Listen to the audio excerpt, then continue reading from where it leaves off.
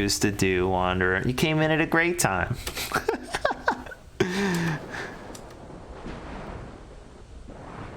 The Warning Hall. Ooh. You find yourself in an unknown chamber. They have all been unknown so far. A sense of calm washes over you, though you're unsure of whether or not to trust in that brief and fleeting comfort.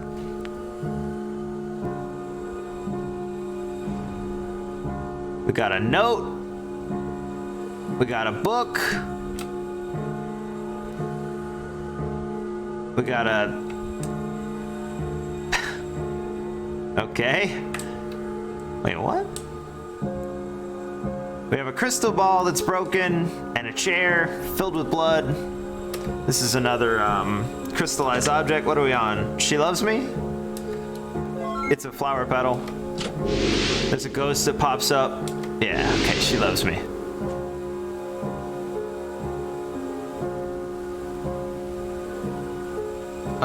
Let's see what time it is, I guess. I assume it's 3:33. An old dusty clock sits on the wall. There's a hole in the bottom of the case where a critter might have made its home. The hands of the clock have stopped and frozen on 3:33. There you go. An old journal made from thick animal skin parchment sits atop the wooden table. It has a list of questions with blank spaces. What would you like to do? Let's fill them in.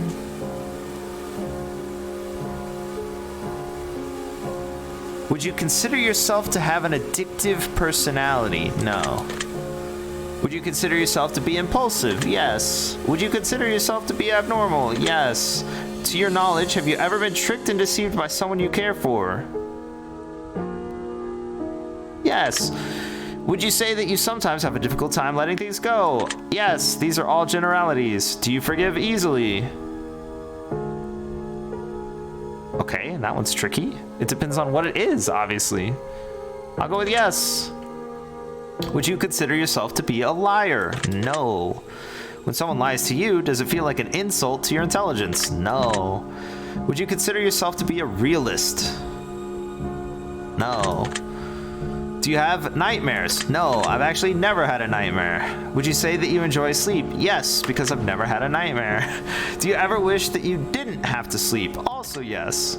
Would you consider yourself to be an anxious person? No. Would you consider yourself to have a depressive personality?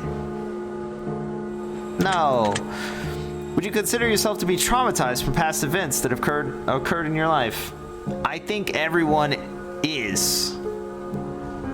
I think that we carry the bad things along with us, but I can't remember what they are. So am I traumatized? I don't think so. But also probably yes. All right. Those get saved. That was an easy set. I didn't have to think that hard. I get my torn page.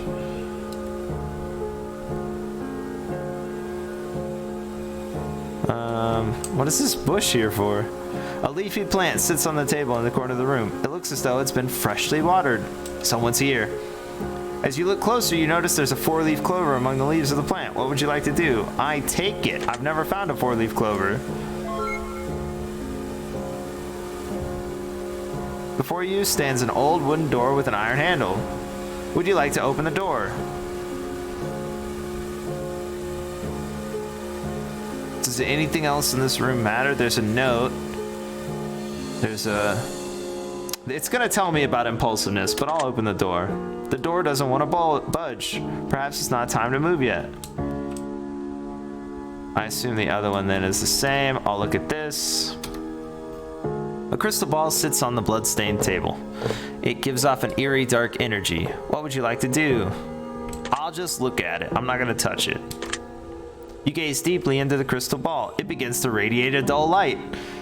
Something deep within the crystal ball begins to rise to the surface. A wisdom token begins to push its way through the crystal, and the glass reseals behind it. What? Magic! Alright, I got my dumb token. The sound of a door unlocking can be heard in the distance. That was easy. I'll take this door. Before you stands an old wooden door. Once you venture through a door, Wanderer, period, you will be unable to return, period. Why are there periods in this sentence? Make sure you're ready to depart and tread carefully. Would you like to open the door? Still yes. I push it open.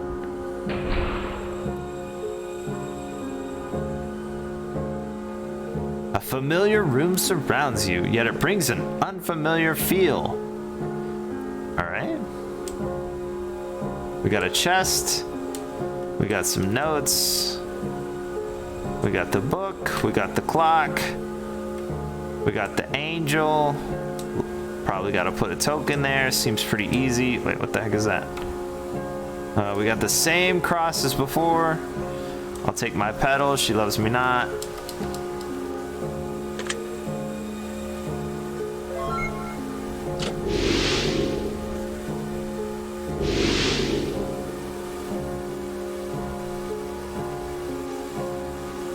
What time is it? An old dusty clock sits on the wall. A ticking noise can be heard from within, yet the hands seem to be unmoving. The hands of the clock have stopped frozen. I'm 444. I'm shocked. Let's do my answers. An old journal made from thick animal skin, blah, blah, blah. List of questions. Read the questions from the journal. Ink your answers. Have you ever felt like your friends and family have been keeping things from you? Keeping things from you. Friends and family, not friends or family. So it means like anyone in this whole group may or may not have kept something from you. I mean, there must be. So yes. Have you ever felt lost in life? One time, yes.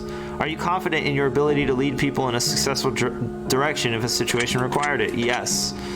Would you sometimes consider yourself to be a follower? Also yes. Have you ever dreamt of being a hero? Do you mean like an actual dream? Because no. If you mean like able to save someone from a fire? Sure. Have you ever considered being a villain? Have you ever considered being a villain? Not just doing something bad, but like being a purely bad person.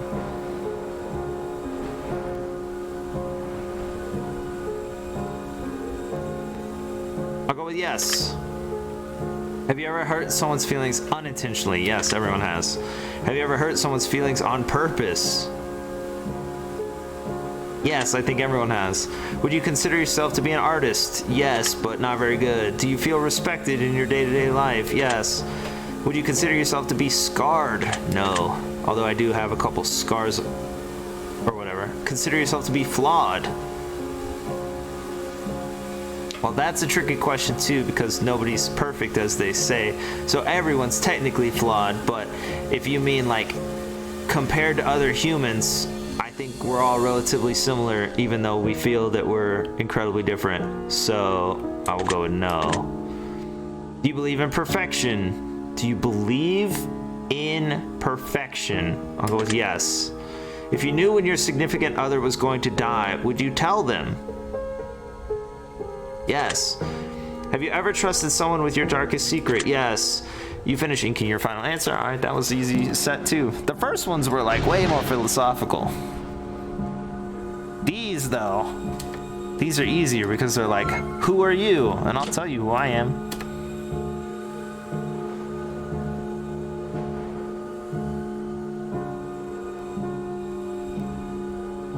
All right, this seems pretty obvious.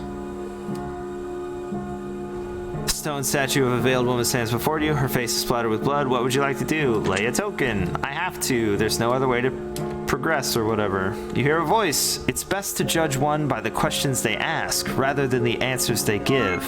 You have paid tribute and received the blessing of wisdom. Your decision has been noted. Your mark has been left. The sound of a door unlocking can be heard in the distance. Awesome.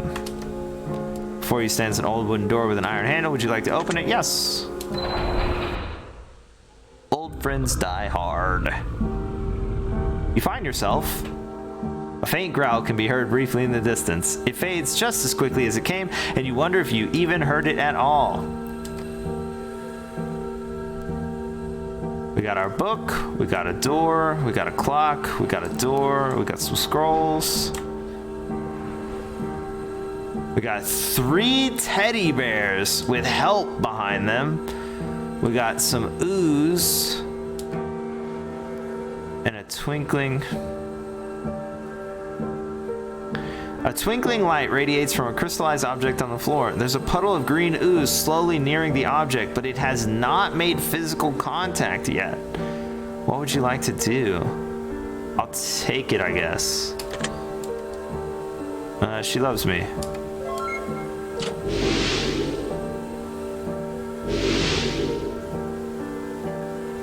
What's over here? Nothing over here.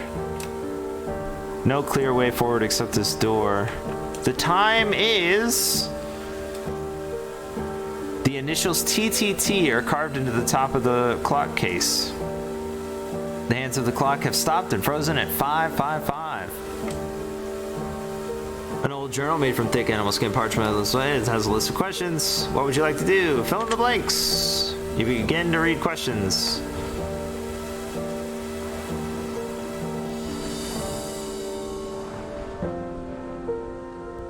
Would you consider yourself to have a great deal of empathy? I think no one playing this game would think anything else. Yes. Would you consider yourself to be a romantic soul? Yes. Do you ever make reckless decisions that you later end up regretting? No. Would you consider yourself to be nosy? Nosy. I think nosy has a negative connotation, so I'm going with no. Do you ever sing when no one is listening? Yes. Do you ever feel like you can't be yourself in front of others? Yes, but there's a reason for that. Do you trust everyone in your social circle entirely? Yes, that's you. Would you say that you've had a happy childhood? Yes, but only because I can't remember the bad things, as referenced earlier. Could you be happy in life even if no one knew who you were? Yes. Would you be happy being a performer for a living? I think so, but I don't have any of those skills. But I think I could be happy doing it. Do you typically avoid big parties or social gatherings? I avoid them, but just because I don't care about them, not necessarily that, like, the bigness of it matters. I also avoid small ones sometimes too, like, so I'll go with yes, but not really what this is trying to force me into. Do certain words make you uncomfortable? No. Do you enjoy solving riddles? I mean, I think everyone enjoys the solving part, not necessarily the struggle. Do you ever look for deeper meaning in things? Yes. Do you ever suffer from auditory hallucinations? Okay, that's not fair.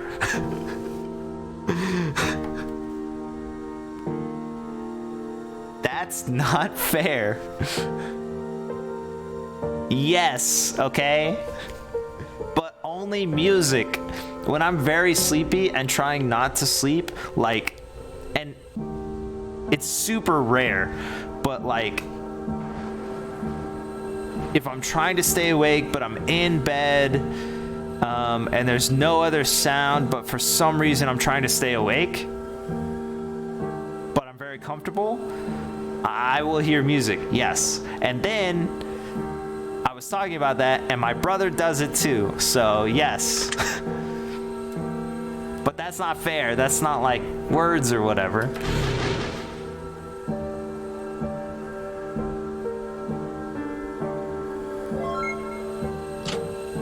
I take my journal page. I go through my door. Before you stands an old wooden door with an iron handle. Would you like to open it? Yes. It doesn't budge. Perhaps it's not ready to move on its own yet. Alright. Show me the scrolls. A pile of tattered scrolls sit in a heap, piled high on the corner of the room. What would you like to do? I'll read them. You select a scroll from the pile and begin to read. What's it say, bro? You're interrupted by the sound of a monstrous guttural bellow coming from the very walls that surround you. Uh-oh. Perhaps these scrolls aren't meant to be read from. Then why are they sitting here?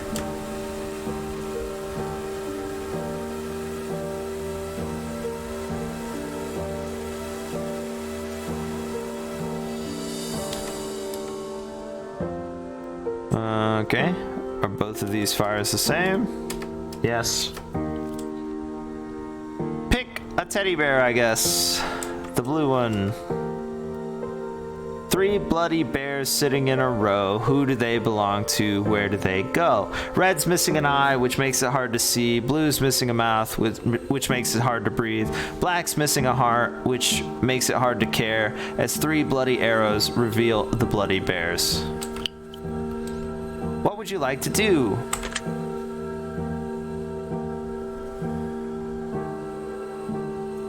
An eye, a mouth, a heart. We must be on brand. I will touch the black bear. Bloody black bear. You feel something hard protruding from its abdomen. You reach your hand into the bear's stomach. A wisdom token falls into the palm of your hand. Hooray. I'm sure I'll use it in the next room. They burn. Door unlocks. We go through. For you, blah, blah, blah, blah, blah. Would you like to open it? Yes, I push it. A midnight snack.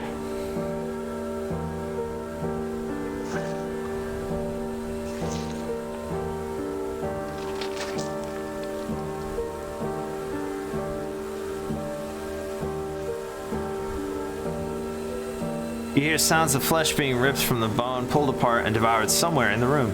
It seems to be coming from a darkened corner of the chamber just out of firelight. Alright. A deep guttural bellow can be heard amidst the tearing of meat and snapping of bone. You stand perfectly still as to not draw attention to yourself as you listen attentively. Well, for the record, I don't have any meat. I'm a skeleton.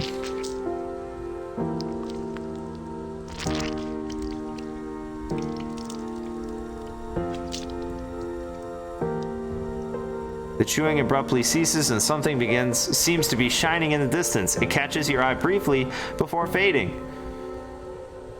Okay. So move? Okay. Let's see what time it is real quick. I bet it's 666. Appears to be a large crack going down the center of the clock. The hands of the clock have stopped frozen on 1, 2, 3. You got me, you dang old clock. Something is reflecting firelight and giving off a slight glimmer in between the broken tiles. What would you like to do? Inspect the glimmer. You reach out and grab the glimmering object. It's caked in dirt and filth except for a slight metallic edge. You rub the object between your fingers to clean it off. It's a wisdom token. Wait, now I have 2.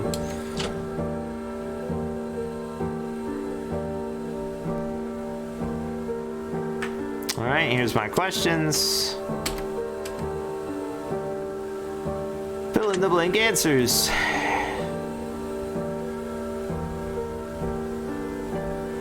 Do you believe that you do enough to help others in need? Yes. Do you believe that you can rely on those around you to take care of you, if need be? Yes. Do you ever see things that aren't really there? I think that mirages are real, like in the desert and stuff. But no. I think everything is like a shadow, you know, or when you see it or whatever. So I'm going no. Have you ever been woken up from a deep sleep from the sensation of falling? No. There's nothing to fear but fear itself. Do you agree with this statement?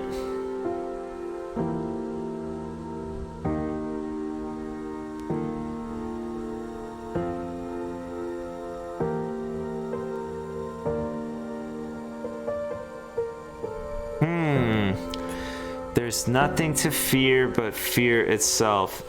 I mean, I feel like that's applicable in most situations, but also, like, fear is the thing that keeps you safe. So you're basically saying, like, get rid of your fear and nothing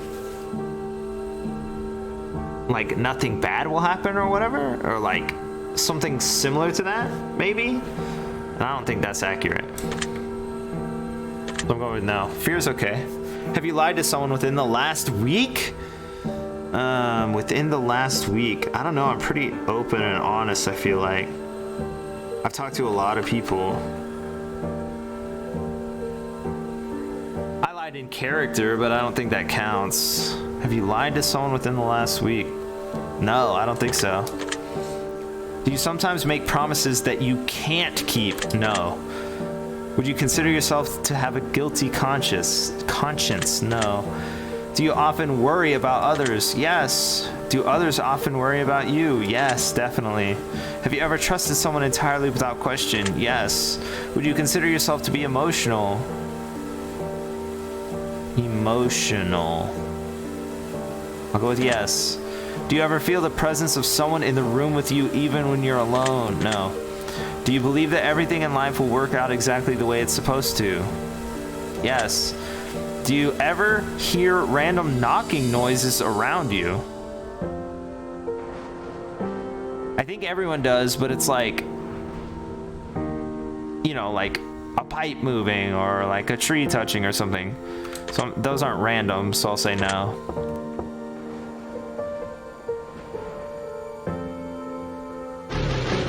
Same thing, Crimson, take a page, blah, blah, blah.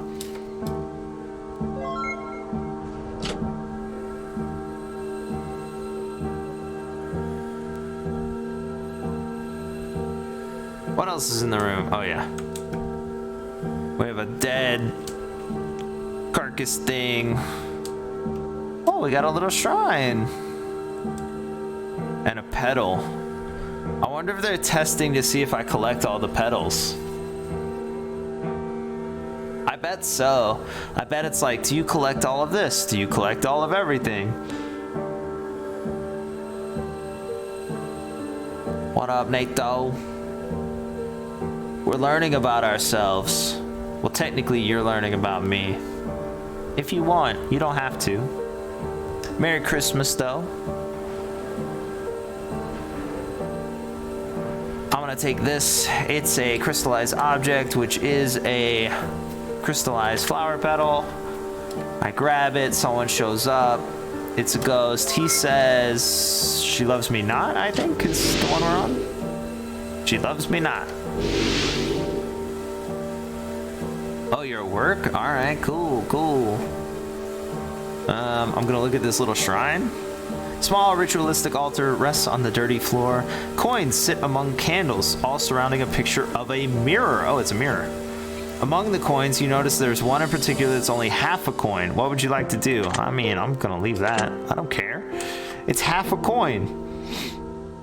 This is a game that like asks you a bunch of questions about like yourself and philosophy and you know your, I don't know, desires and all of that stuff, and then it gives you a message at the end that says you're this kind of person. It's like astrology, you know. A stone statue of a veiled woman stands tall before you. Her eyes fixate on you. What would you like to do? I have to lay it down. You hear a voice echo in your mind. Character and reputation are two different things. Pay attention to your character, for that is what you are. Your reputation, however, is what others think you are. You'd be wise to pay attention to the difference. You have paid tribute, received a blessing. It's also clearly testing to see which door I go through. I don't think the doors matter. So I'm gonna go on the right one this time, just to do it. I don't think they matter. I've been going through the left one. It might also be that they keep saying the word left, like your mark has been left, so maybe they're trying to push us towards the left, but whatever. I don't think that matters either. A putrid stench emanating from somewhere in this room permeates your nostrils and makes you retch violently. Always go right door? No, I always go random door.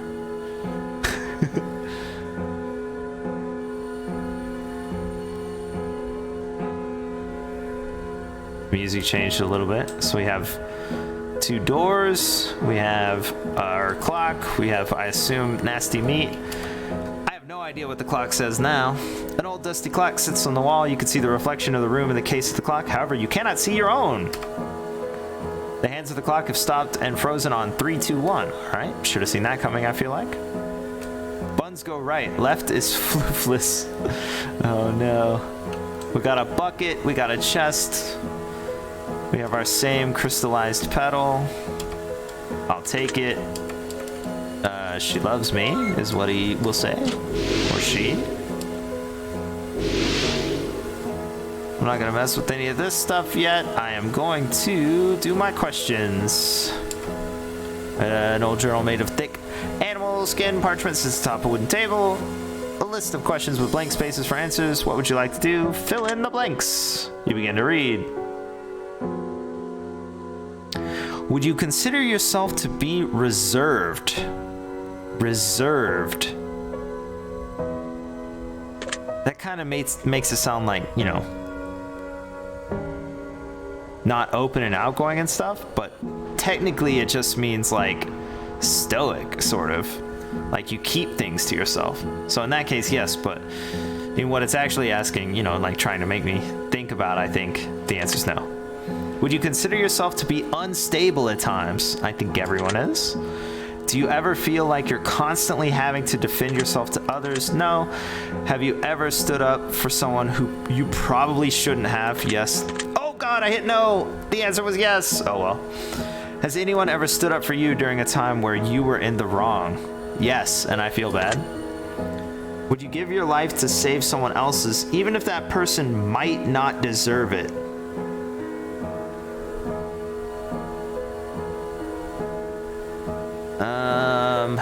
I think yes. Tricky.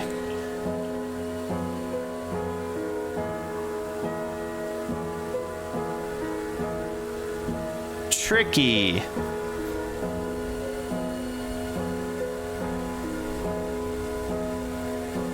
In a situation in which I was able to give my life for someone else. Yeah, it's like, here's a question, but we only give you general sort of, you know what I mean? Like you can't answer exactly what you think. It's only the generalities of yes, no, do it or don't, that sort of thing. But I do think I read somewhere that it's also testing how long it takes you to answer and stuff. And it's comparing your answers to other people. Would you give your life to save someone else's, even if that person might not deserve it? Well, it doesn't say give your life to save everyone else's, even if they don't believe it. So I would be able to choose that person and choose in the moment. So yes, technically, I think so.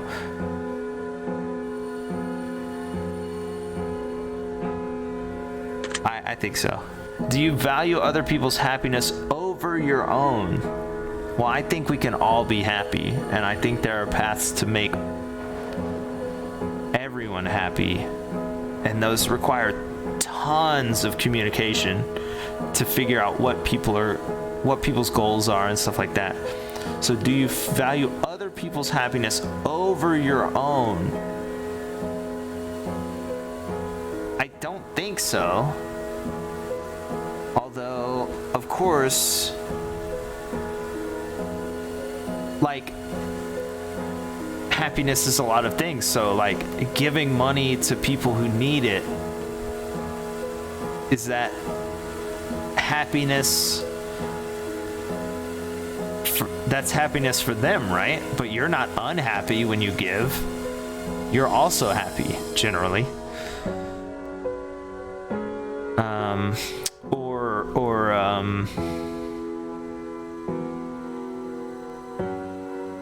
Well, of course I'm manipulating the questions. This whole thing is manipulation. They're also manipulating me. I gotta manipulate it back. It's all about interpretation. I don't think I do. Would you consider yourself to be selfish at times? Yes. Would you consider yourself to be selfless at times? Yes. Do you ever feel like a plastic bag? Oh wait. Do you ever feel like others judge you without getting to know you? I think everyone does. Yes. Do you typically make friends with people who are very similar to you? Yes, but I also make friends with people who are very different to me. Generally, the people I make friends with are very, like, open-minded, willing to talk about, like, ideas and stuff, willing to change, willing to reconsider, so I do think so, yes. Would you consider yourself to be a loner? Ooh,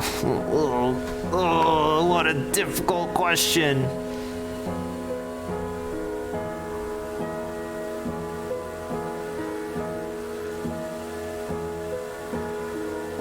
Consider yourself to be a loner. Yes.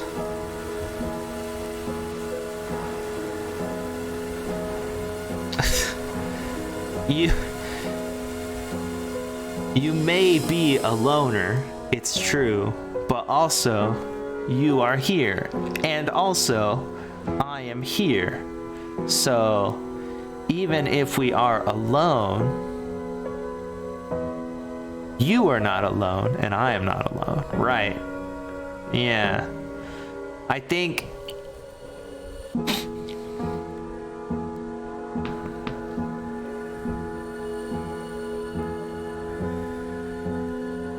so.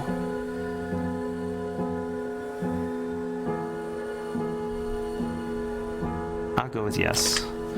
Would you consider yourself to be shallow at times? Shallow. I think so. Yeah, everyone is. Do you ever judge a book by its cover? Toners. Yeah, exactly. Together loners. Yeah.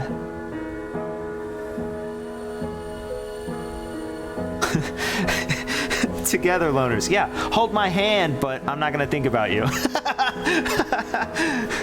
Do you ever judge a book by its cover? Yes, definitely. Do you ever feel manic at times? Wow, okay, these are some questions.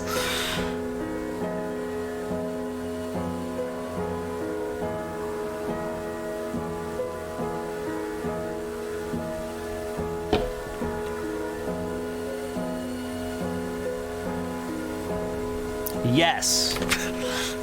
You finish inking your final answer. All right, great. Let's go back to the puzzle.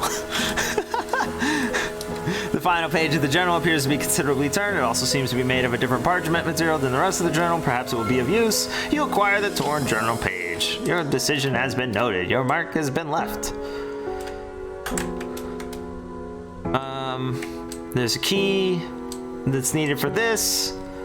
There's a bucket. I assume I have to throw a coin into the bucket, is my guess. A decrepit wooden bucket sits on the dirty floor. There's a note sitting at the bottom of the bucket. Upon further examination, you notice a crude dagger alongside the note. The note itself reads, "No sacrifice, no entry." What would you like to do?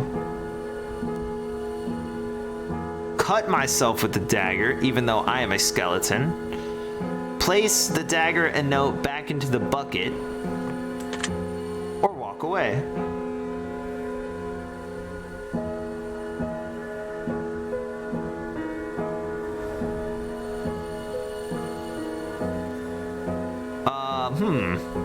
I'll walk away. I think I'm gonna take the dagger and the note, right? So I assume it wants me to do some junk with this. Let me see if I can open this door though, just to make sure. Before you stands an old wooden door. Would you like to open it? Yes, the door doesn't want to budge. Maybe later. All right.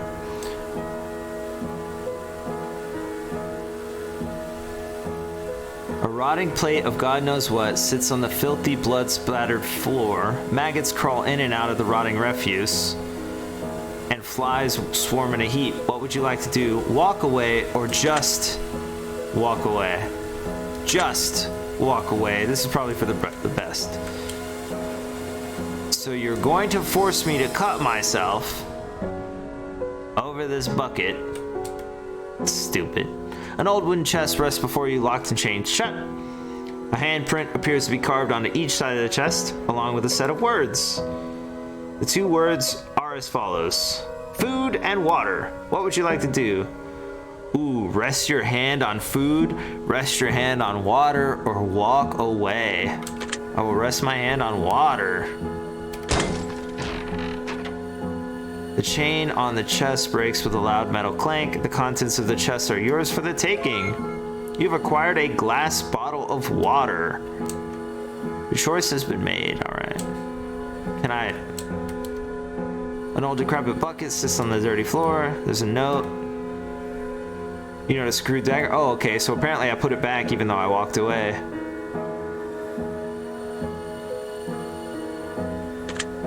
I will put the dagger back in. The dagger makes a clink noise as it hits something hard at the bottom of the bucket. You reach into the bucket and retrieve the object. You have acquired a wisdom token. Aw, snap.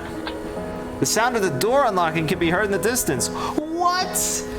Oh, snap. All I had to do was put it back. Amazing. Would you like to open the door? Yes. You are not alone is the title of this room. You hear the sound of small critters scurrying around in the dark corners of the room. I will take the flower petal. It's almost entirely covered with sticks, leaves, and other debris that was most likely collected by a small critter of sorts. What would you like to do? Is this a nest? I'll take it. I think this is a nest, and it's like a trick or something, but I'll take it. Flower petal, she loves me not. Wow, so shocked. We have a hole over here in the corner. Here's my clock. The time on the clock is...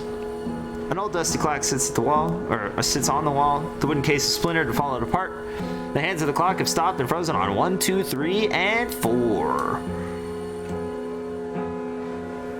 Is there a bush in here? There's probably gonna be a bush in one of them, right? So we got our wisdom token shrine. We got the mirror from before. And we got our questions. Let's do it up. An old journal made of thick animals going to spaces for answers. What would you like to do? Fill in the answers.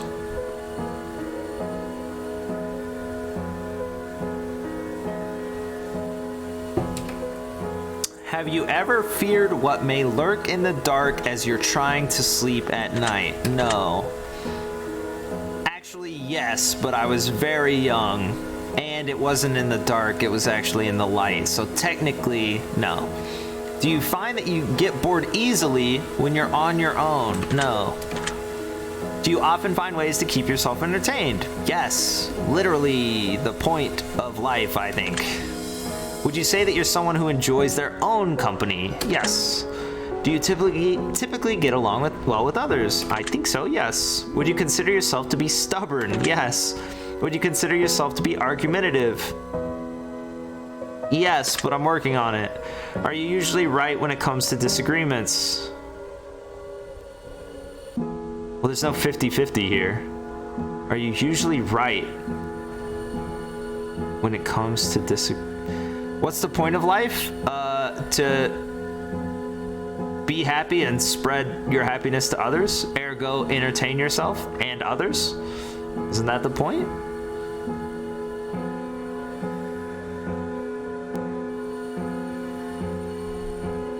Technically, it's a much larger philosophical question that draws in all sorts of ties of like metaphysics, religion, philosophy, ethics, all of that stuff. But when boiled down to its simplest forms, happiness is to share. Well, if your happiness is carrots and it makes me happy to make you happy by giving carrots with a portion of my funds, then your happiness being carrots and my happiness being the giving of carrots must mean that point of life is happiness through carrots.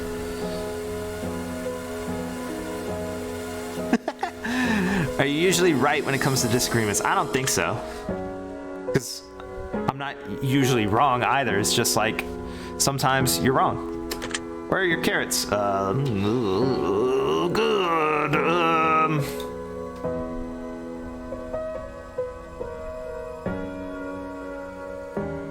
Cranberries?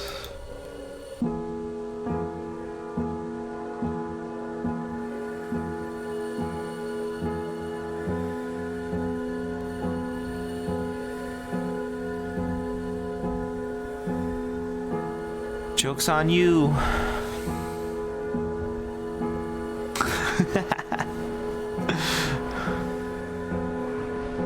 consider yourself to be egotistical at times? Yes, everyone is, I think. Have you ever had an inflated opinion of yourself? Inflated?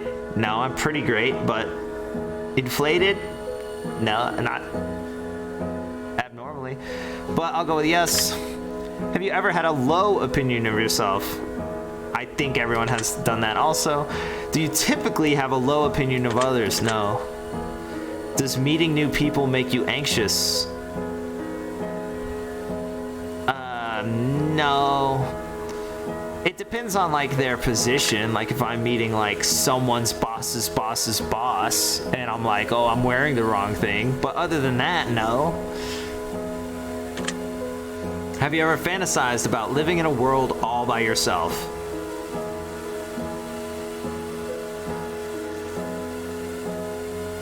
Well, there's two weird things here. All by yourself and also fantasized. Because I'm pretty sure I can't imagine things. Like I can't see them. Well, I guess fantasize could be like written or thought about. It doesn't necessarily have to be imagined. I'll go with yes. Would you consider yourself to be the center of your own universe? That is tricky, but I will go with no. Can we prove that other people exist? No, I don't think so, but maybe we can. It's really difficult. You gotta go through a long process, and then you have to accept that others do exist. But I'll go with no. You finish inking your final answer into the journal. The crimson ink begins to swirl, blah, blah, blah. Final page of the journal appears to be torn. Perhaps this will be of use. I get another page. I will give a token. I'm not gonna look at the mirror. A stone statue of a veiled woman stands before you. She holds a shard of glass in her hands. What would you like to do? Oh, from the mirror. Tricky. Lay a token. You lay a token at the statue's feet. You hear a voice echo in your mind. Understanding requires much more depth than knowledge. Perhaps many know you, but how many understand you? You have paid tribute. Your decision has been noted. Great. I'm going through the right because you wanted carrots on the right. The music room. Faint sound of music can be heard coming from somewhere in the room. I don't want to alarm this person, this narrator, but there's music in every room, bro. A twinkling light radiates from the crystallized object. I'm gonna take it.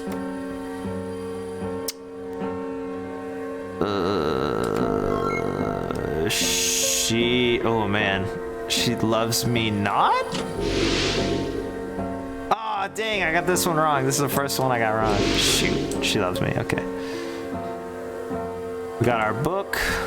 Let's look and see what's in the other side. Ooh, a big organ. A pot in the center. The clock. Let's see what the clock says. A musical note appears to be carved on the bottom of the clock's case. The hands of the clock have stopped and frozen on 3, 4, 5.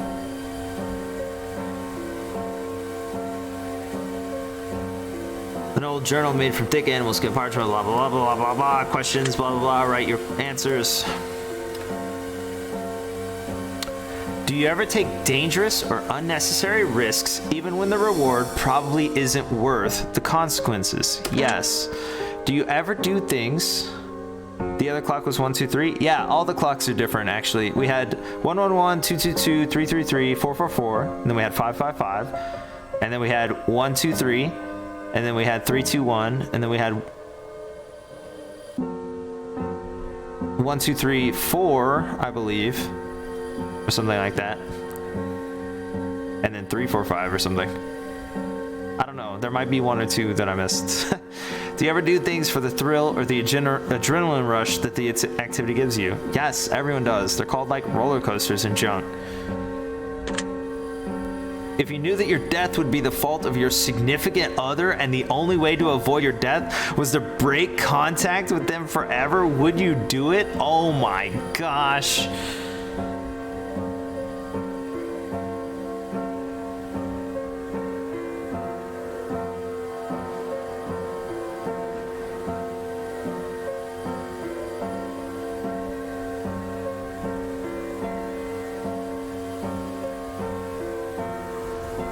The only way to avoid it was to break contact with them forever.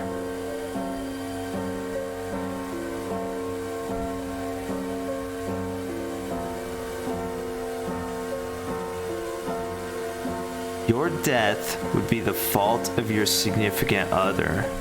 It doesn't say what the death is.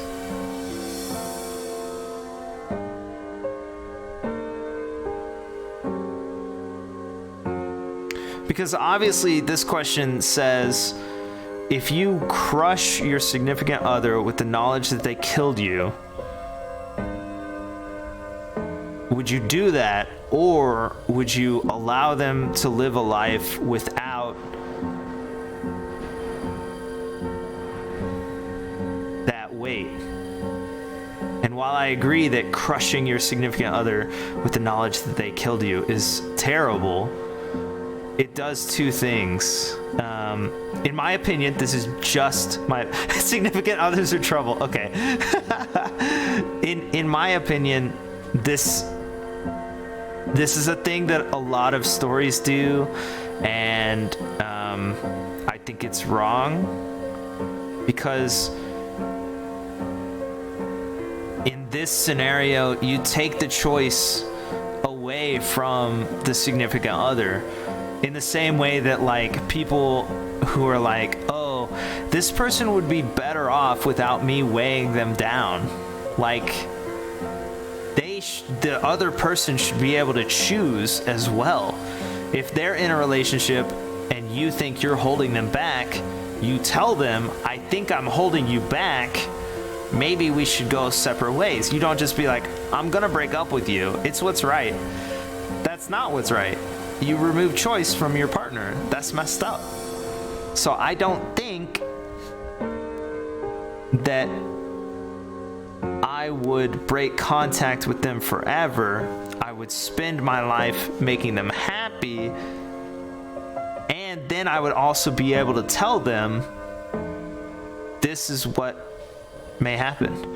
My thought process is flawed? Really?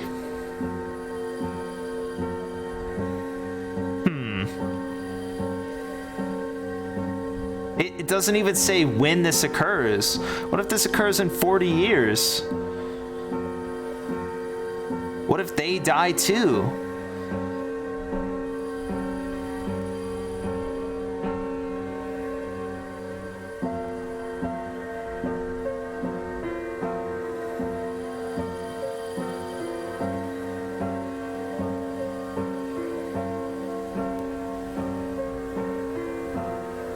The only way to avoid your death was to break contact.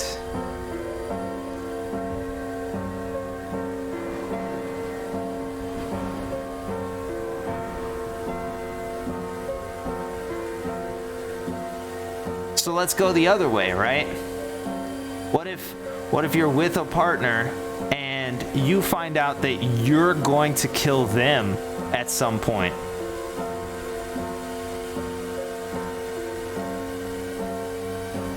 You would break off contact immediately, like you're going to kill them. That's messed up. Right, yeah, that's the point. So this question's trying to force you to think like they will be sad and hurt for the rest of their life. But they should also be able to choose if that occurs.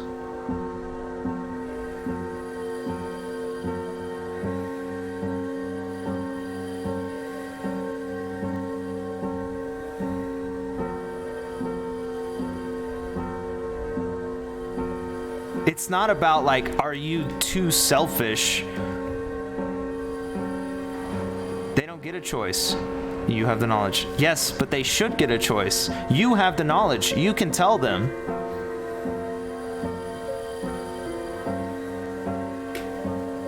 You can stay with them and tell them, you're going to kill me. The only reason they don't know is because you leave. Right? Or maybe you get to tell them, hey, I'm leaving, I'm going to kill you at some point, or you're going to kill me at some point, and it's going to ruin your life maybe. But we don't know if their life is ruined, A. We don't know if they die too, and we don't know if any other like amount of stuff. It's your life.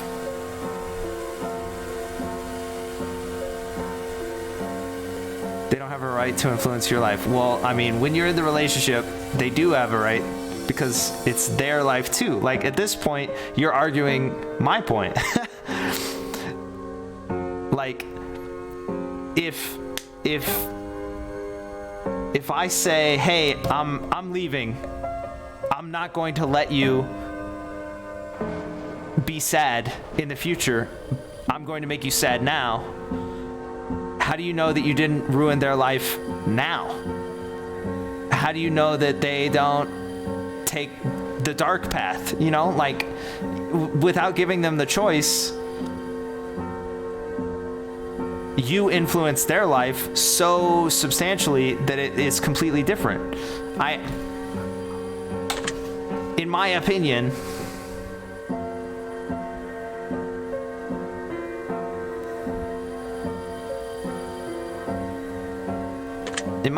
no.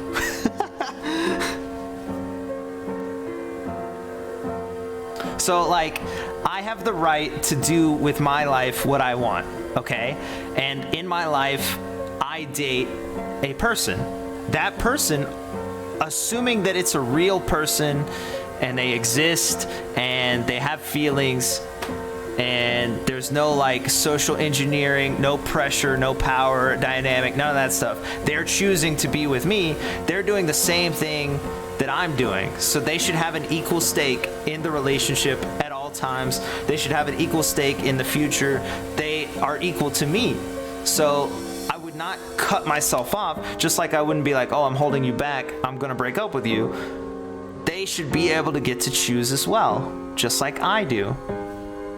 That's my point. We are equal.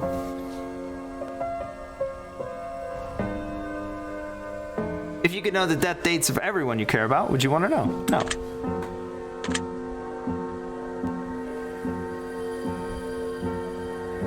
If you live in a fairy tale, if that's your logic? Yes, correct. Life can be perfect. I agree.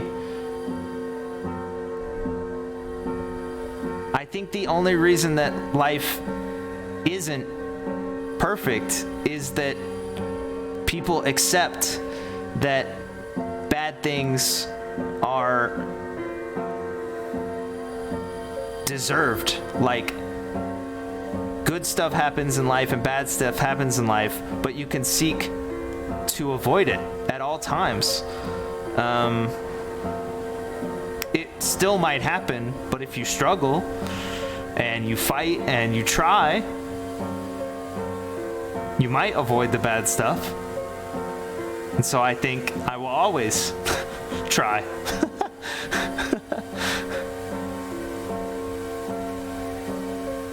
Would you consider yourself to be a jealous person? Not as much as I used to be. So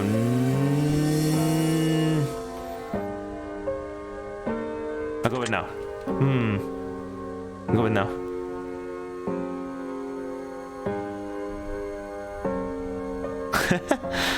What up, Soul Adams? Okay. Cool.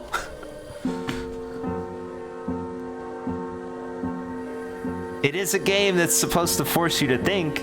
I just spend a lot of time thinking about myself and like imagining, or not imagining, but like evaluating my goals and all of that junk, you know? So thank you, I think. And welcome to here. I don't think I'm jealous. I think I'm envious, but not jealous. Would you consider yourself to be insecure? I think everyone is. Would you say that you do well under pressure? Yeah, I think so. Have you ever considered leaving Earth forever? This is the same. They're asking all the same questions over and over. They're like trying to see if we're lying. They're doing the same thing that what's it called? Like the psych tests do. Have you ever considered leaving Earth forever? No, I'm fine. Do you ever pray? Yes. I think everyone does, sort of, a little bit. If you could travel back to a previous period in time, would you? No. If you could fast forward your life without having to currently live it, would you? No. Do you believe in true evil? What's this called? It's called the testing chamber.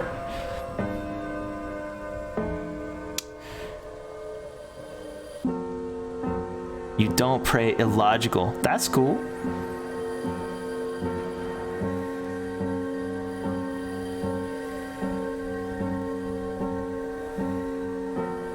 True evil.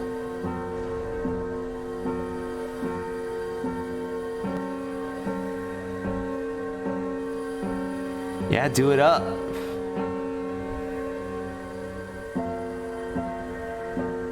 It's I'm pretty sure from what I read, because I just like skimmed it, like I said a little earlier, maybe they take your answers and compare them to statistics across everyone playing and all that stuff.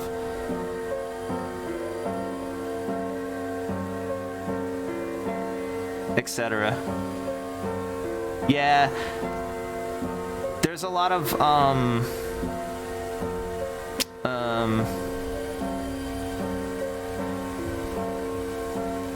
I guess without making a judgment on any of it, like anything for or against, the act of prayer and like the steps that you're taught to go through in junk is a lot of the same things that you go through in therapy and stuff when you're having issues or whatever, to like focus on your needs, your shortcomings, the things you're actively focusing on, all of that junk. Same thing with like meditation, same thing with working through a 12-step program, same thing with just like even just like preparing for an interview or whatever to try and get a job. They're all sort of like the same self-introspection kind of thing. Or they have similarities. They're not all the same. Yeah. Do I believe in true evil, though? True evil.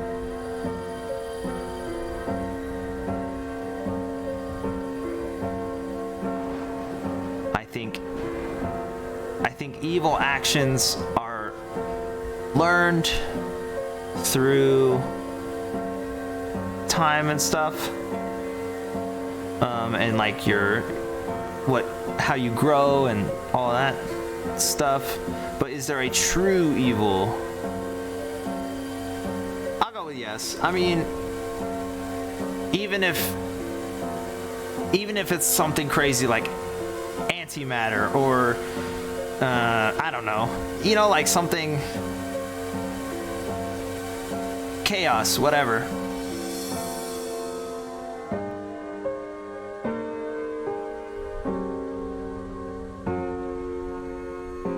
Yeah, but you in your statement said I don't believe, but you do believe in organization, rationality, or whatever. If you make that same statement, then you believe in a process. Now, I'm just saying, like, I think, I guess. I don't know anything really about you, and you could have your own thoughts. I don't mind. That's cool.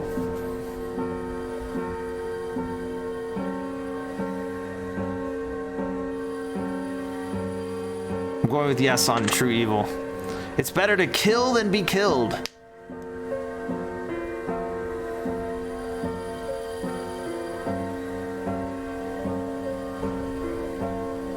There's no true evil or good? Possibly.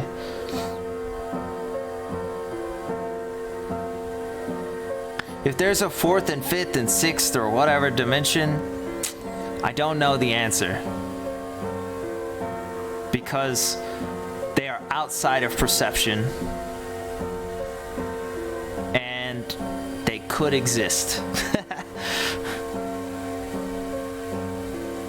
It's better to kill than be killed. Do you agree with this statement?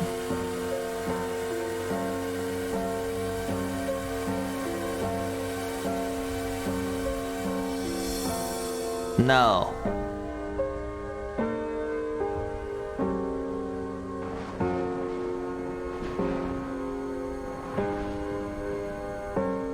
No, I don't think so.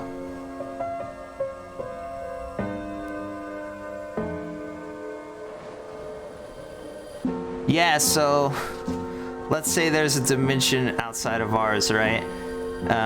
That we can't perceive, and then some force moves through that dimension into our 3 or 4, how many dimensions we actually know about, and then moves out. It would be the same thing as witnessing a ghost, because they would just appear, whatever it is would sort of appear within our perception, and it would move out in a way that we couldn't perceive it anymore.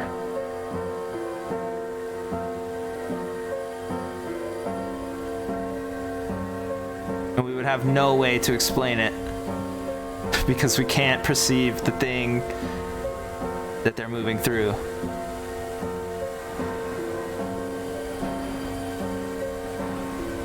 And I don't believe with this, or I don't agree with this statement, because there's like an implied always.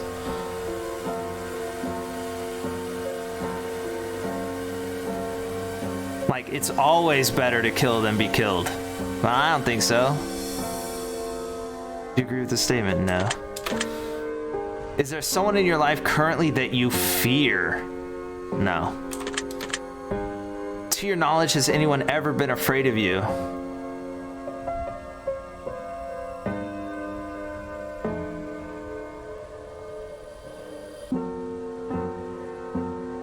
Ooh.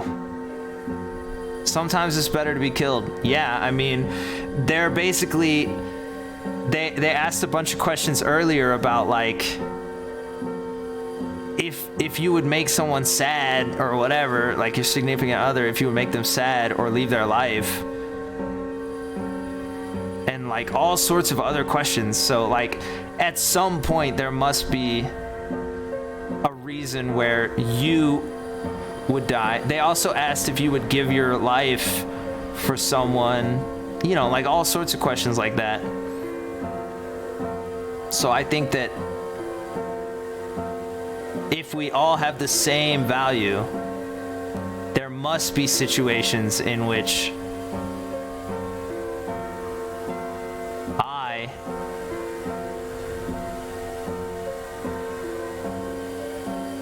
yeah, so implies a killer, right? So in that instance, like, although I fully disagree with the thought experiments pretty much across the board, because they only give you 2 options. A bus is coming down the street and there's you and a kid just fell off a bike. And as you fall, you both kick the bike at the same time. And in that instance, if that kid kills me by pushing themselves out of the way, and I stick in the bike, can't get out, and die, it's better than if I don't. I'm not complicating the questions. Do I want to die, or does someone else deserve to die? No is the answer. The answer isn't that kid should die or I should die. The answer is neither of us should die. I would do everything possible. But they didn't kill you. I mean, they did. At the end of the day, they're going to think, oh man, I kicked that bike into that guy and I killed him. Their perception of it is they did an act and killed you, in the same way that I kicked the bike and I killed them.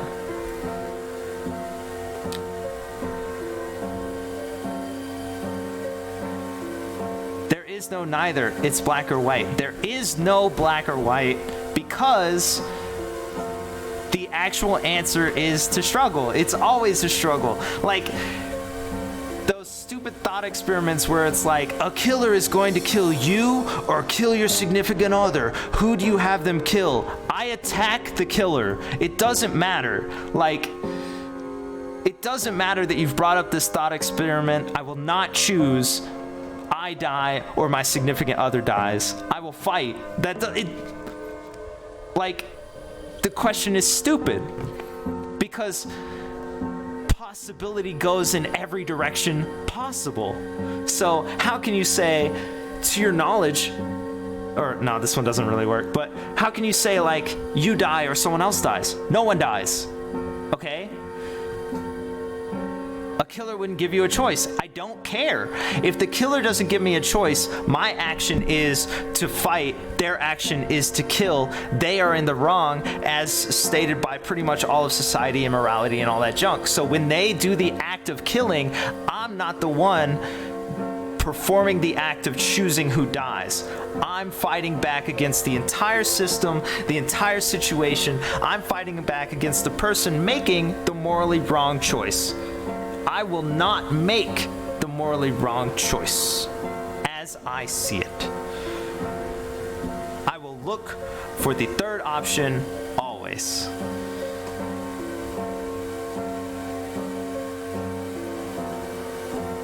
You're trying to kill them instead of being killed. I don't have to kill them. I can't possibly kill them. If we're both going to die, then we die. A killer is trying to kill you. Do you die or fight back? Fight back, but not with the intention to kill them. Like, that's why police kill people and everyone's mad about it. Like, that's why people kill police and everyone's mad at it. Like, the thing that should occur is no one dies. When you fight back to protect yourself, you fight back to protect someone else, you fight back against the situation, not with the intention to kill, but with the intention to A, survive, B, reach a resolution that everyone lives in, because that killer also has the same value you do. It's not a perfect world, but it could be, and I will always struggle to seek the perfect solution. I might not make the right decision all the time, but my intention is to seek the right decision. And so,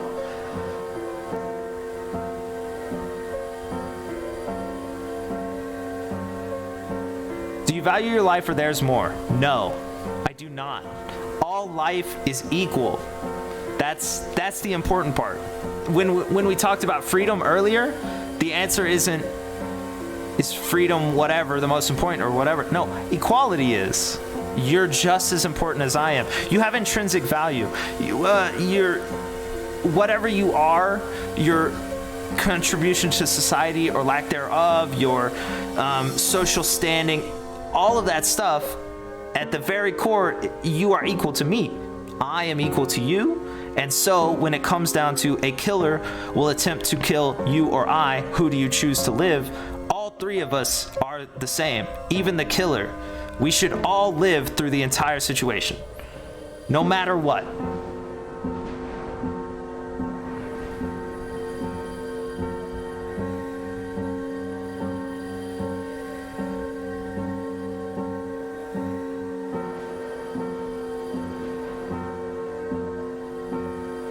Nor do I think, well, I mean, someone's got to have been afraid of me at some point, right? Even as a kid, maybe? But, oh, also, let me just qualify this with, I'm sitting in a unicorn onesie at 2:30 in the morning, so, like, what I think doesn't really matter either, but these are my thoughts.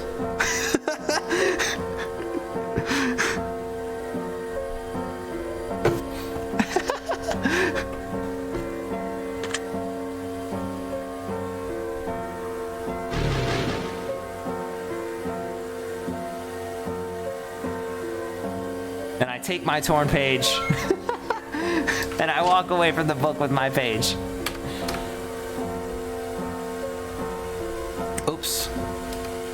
clicked it again. I got the wrong buttons. I assume this thing is gonna have to like do something and go into the bucket or whatever. I already looked at the clock. A dusty clay vase sits on the ground before you. When you peer into it, the bottom appears to be shrouded in darkness. Do you reach in?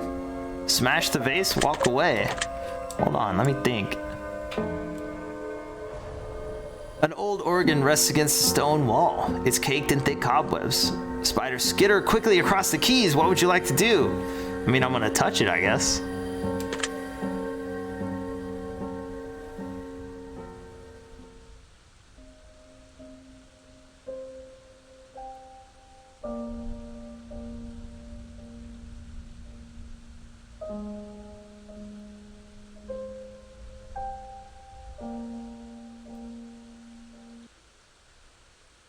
As you continue to play notes, you hear the distant sound of a violin playing along with you, coming from somewhere in the darkness. I wonder if this is tied to the questions I answered about music and sound before. I wonder if everyone gets this room.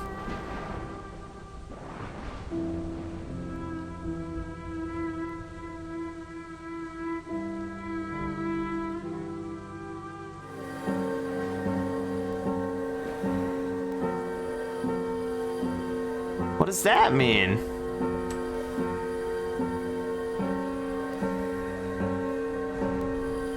What? I hear a violin playing with me.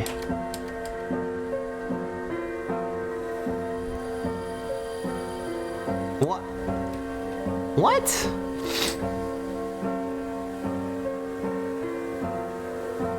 Okay. Here's the vase again. When you peer to the bottom, it's shrouded in darkness. I'll reach into the vase, even though it's crazy. I firmly grip and retrieve a wisdom token. Whoops, I accidentally clicked it again. Or I'm not clicking, I'm hitting enter, but whatever. Before you stands an old wooden door with an iron handle. Would you like to open it? Yes, please. We're moving on to the library. The distinct aroma of old, musty books sweeps across the room. Okay. We got a clock. We got the same grave marker that burned before. I assume. The old dusty clock sits on the wall. Cobwebs littering the case of the clock, making it difficult to read the position of the hands. What? Oh, the hands of the clock have stopped and frozen on 11:11. Perfect. We got the same thing as before, it looks like. I'll take my flower petal. Ashes fallen from a nearby brazier and dimmed the twinkling slightly. What would you like to do? Take the object. It's an encrusted flower petal, as it always is. She loves me not, right? Yeah. Oh, answer my questions.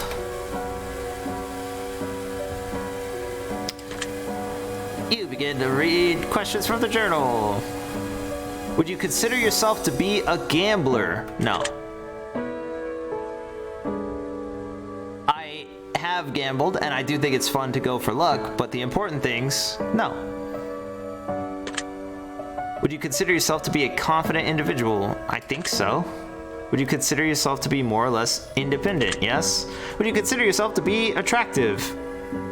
Tricky? I'll go with yes.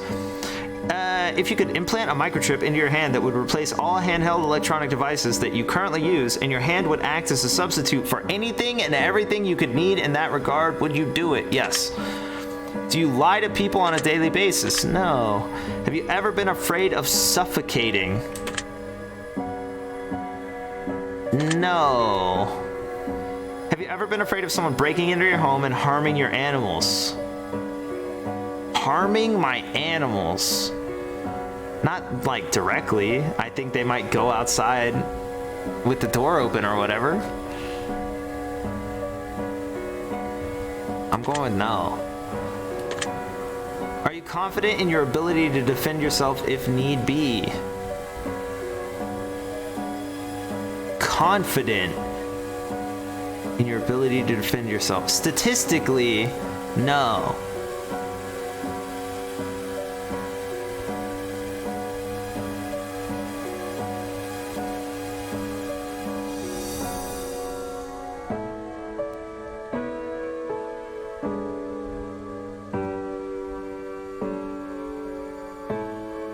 But I am able to run, I guess. Defend yourself.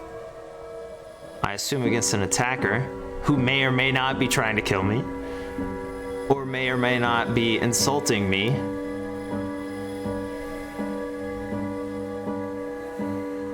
I think so. Would you fight against insurmountable odds in order to protect a stranger's life from others who sought to wrongfully do them harm? Yes. Would you consider yourself to be materialistic? No. Do your friends often share a similar set of morals and values to your own? Yes, I think so. Do your friends often share the same interests, dreams, and ambitions in life? Like in general terms, I think so. Like, yeah. I mean, if we're friends, we're probably similar. Go with yes. If you can't beat them, join them. Do you agree with this expression? No. Do you believe in the idea of soulmates? Okay, well, that's a tricky question.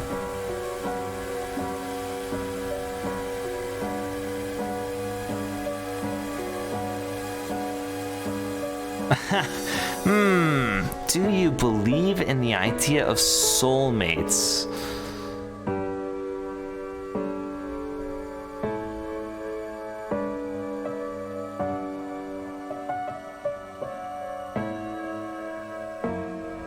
I'm gonna look it up.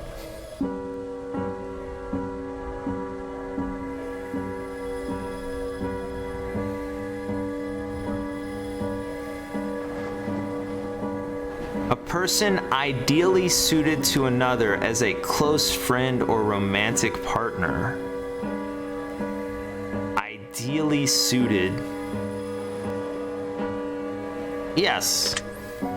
You finish inking your final answer into the journal. The crimson ink begins to swirl, blah, blah, blah, blah, blah. I'm pretty sure I'm holding a token, right? I can just give the token?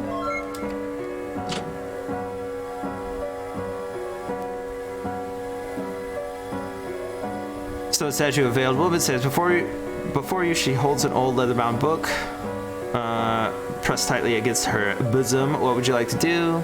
Lay a token. Others will always treat you in any way which you decide to let them.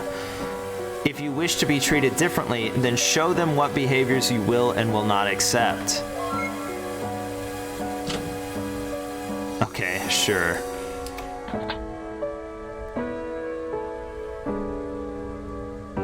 Before you stands an old wooden door with an iron handle. Would you like to open the door? Yes. Ooh, Paradise of the Danged. The bright sunlight burns your eyes and causes a brief but blinding headache out of the darkness into the light. Enjoy the warmth while it lasts. Your game has been saved. All right, cool. We got a cat. We pet the cat. You notice a small cat-like creature wandering about aimlessly. What would you like to do? Pet the kitty. You reach down to inspect the tags that are securely fastened to the color of the animal. It reads the name Foxy. Why is this one different than the others? You give Foxy a pat on the head. It bites you. So we have the crystal ball not cracked. We got a well. We got a dead tree. We got the book. We got water. Why would you need a well if there's water right here? Let's do the questions. Fill in the blank answers. You ever wish life could be free of drama? No. If you could leave your current life to live in paradise, would you do it? That's super tricky. What if you think your life is pretty close to paradise and you don't want it to change that much?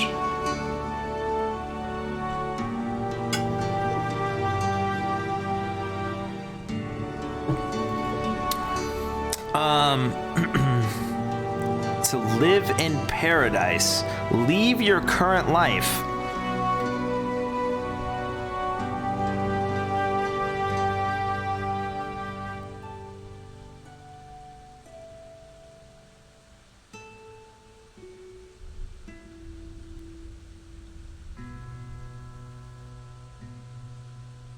To live in paradise.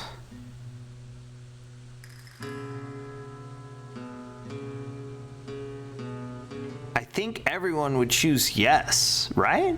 If you could leave your current life to live in paradise, would you do it? I mean,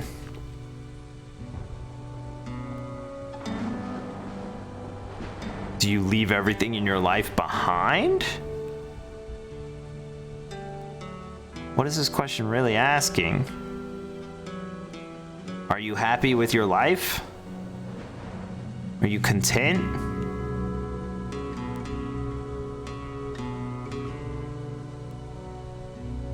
I'll say no. I want my life. Would you ever live in a place where crime was commonplace? Okay, I mean, assuming that you haven't, okay. And it was up to you to constantly have to defend yourself if need be? Oh man, that's a situation that sucks. Would I live in a place where crime was commonplace? I have. It was up to you to constantly have to defend yourself.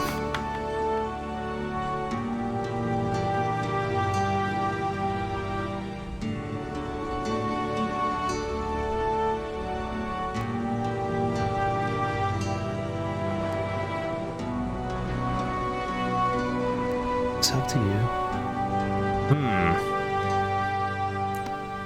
I mean, I don't think I would want to. Would you ever live in a place? What? Okay.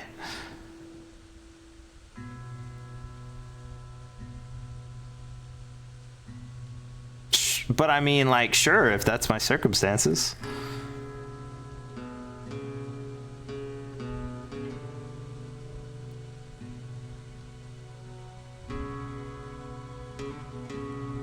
Having done something similar, I will say yes.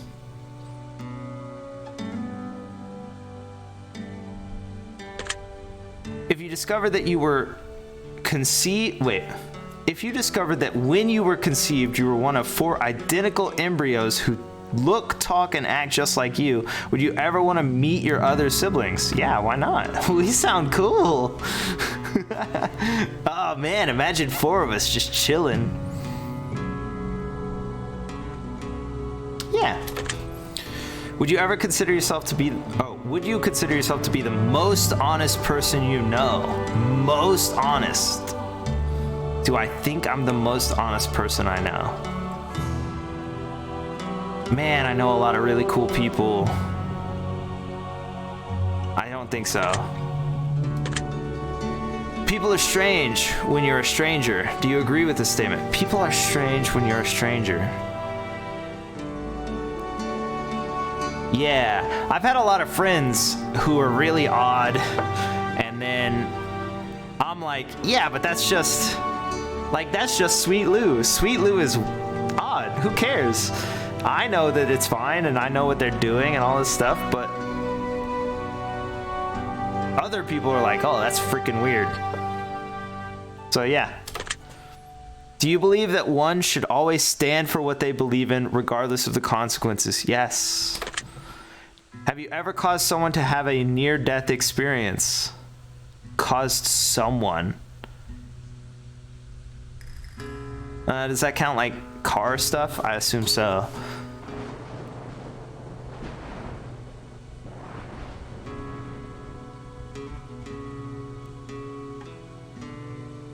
I want to say yes, but I know some people who have actually done like stuff that led to people like dying and then being resuscitated. So in comparison to that, no.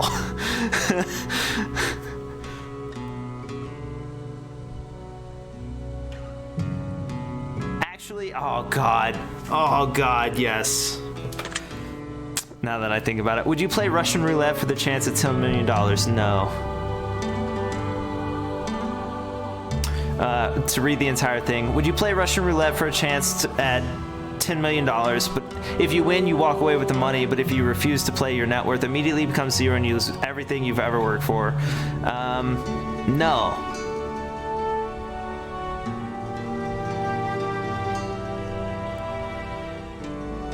Everything you've ever worked for. Okay.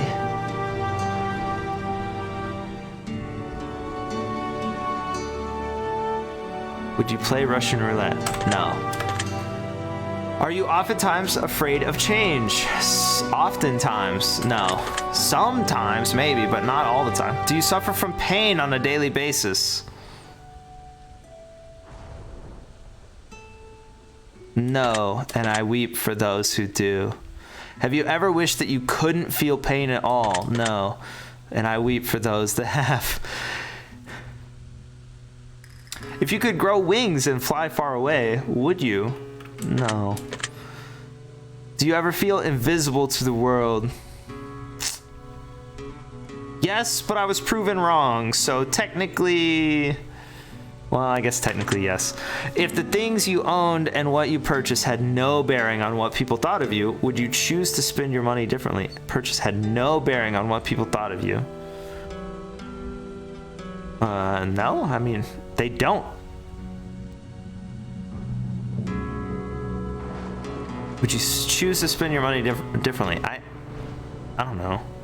I buy a lot of well, I don't buy a lot of stuff for people. I occasionally buy things for people and try and help people out and stuff like that and just make people laugh. Would I choose to spend my money differently? It doesn't matter what they think of me. No. You finish, okay. I wonder why these are the questions for this area.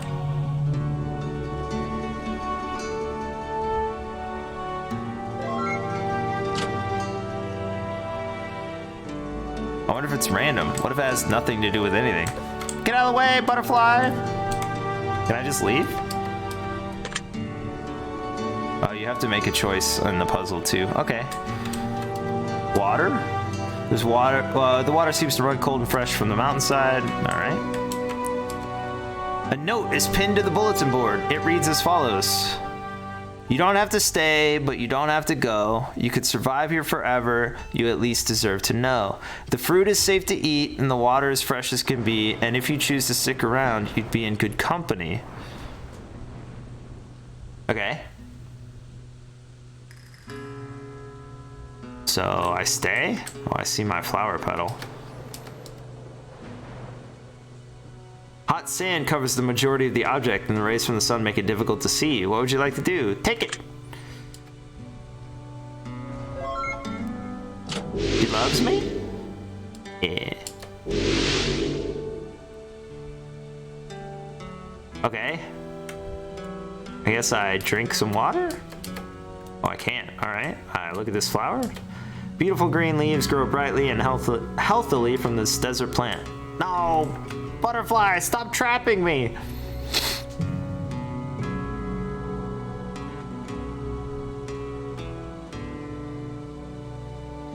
I guess I'll go to the well. An old well sits open and welcoming in the hot desert sun. It appears to be functioning and equipped with all the necessities to gather water. As you peer down the well, you see something reflecting light within the darkness. What would you like to do? I'll bring up the bucket, sure. You begin to raise the bucket from the well using the rope as a pulley.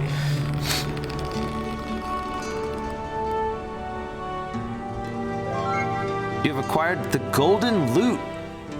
What the heck?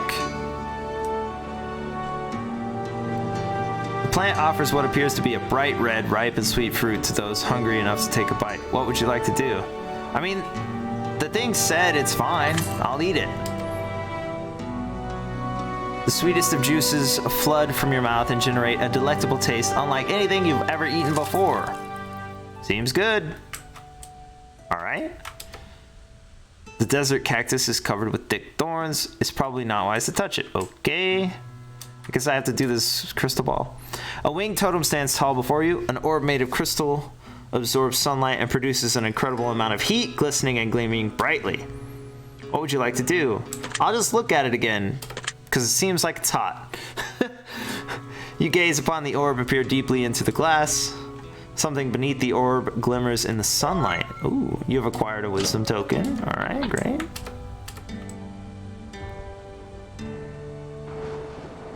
I go through the door. I can't choose the other side. A return to madness. Uh-oh. You find yourself back in the cold depths of long-forgotten chambers once more, and into darkness you shall return.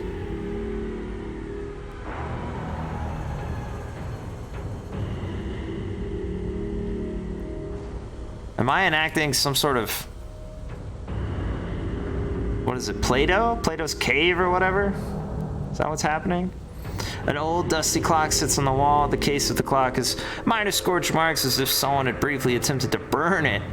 The hands on the clock have stopped and frozen on 12:22. I'm gonna go look around real quick. Angel. Like a flower pot. My flower petal, so I will take the flower petal. A twinkling light radiates from a crystallized object on the floor. When you look closely, you can see little bloody fingerprints upon the object. That's creepy. What would you like to do? I will take it.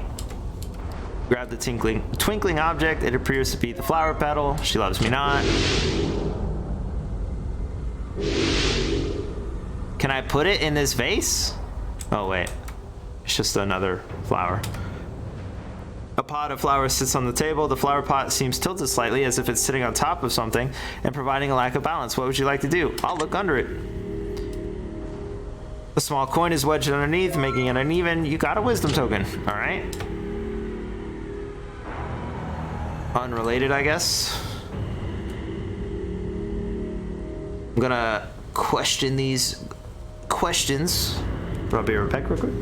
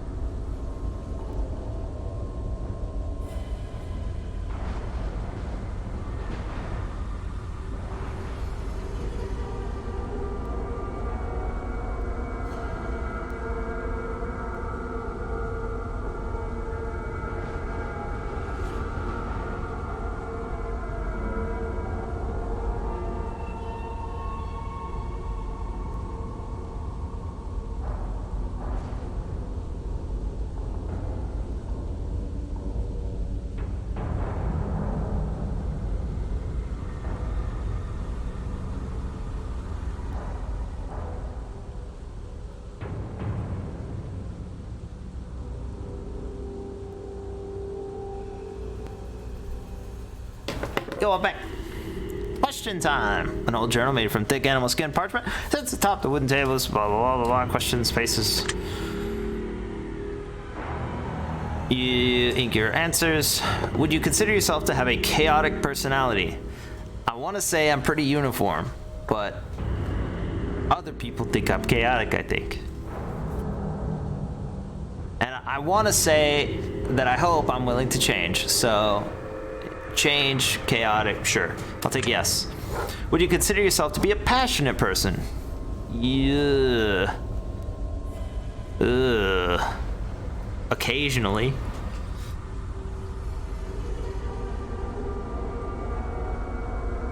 Sometimes. Passionate overall? Ugh.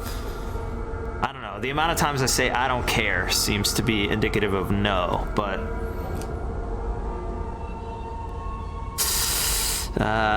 passionate.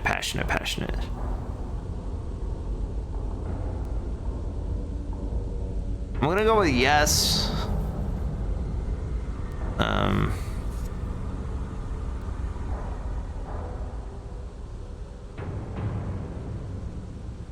Because the things I do care about, I care about a lot. But I feel like there's not a ton of them. Would you consider yourself to be a gentle soul? I'll go with yes. Would you consider yourself to be kind? Yes. To your knowledge, has anyone ever hated you? Yes.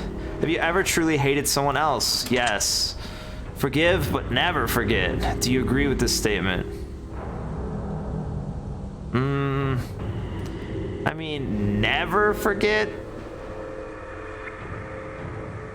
The history of someone is permanent, you know?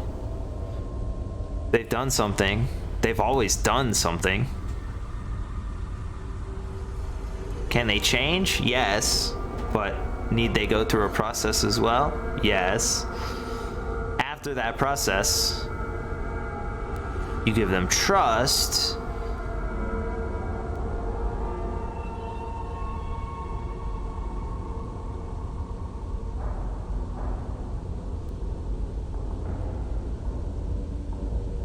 I'll go with no. I don't know. I mean, like...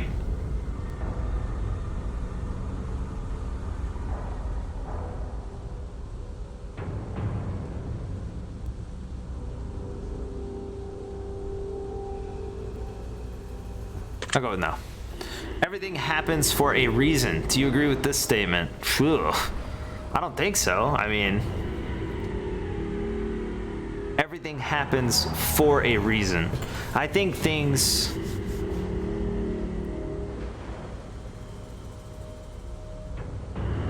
generally follow a series of events, you know? Cause and effect. That effect becomes a new cause. Alright, cool. I'll see you later, Nato. Thank you very much for hanging. I enjoyed learning about you as well. You're pretty freaking cool. I'll see you later.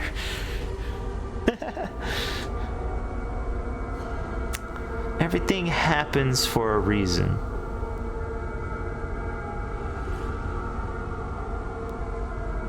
Everything happens because the thing that happened before it occurred, right?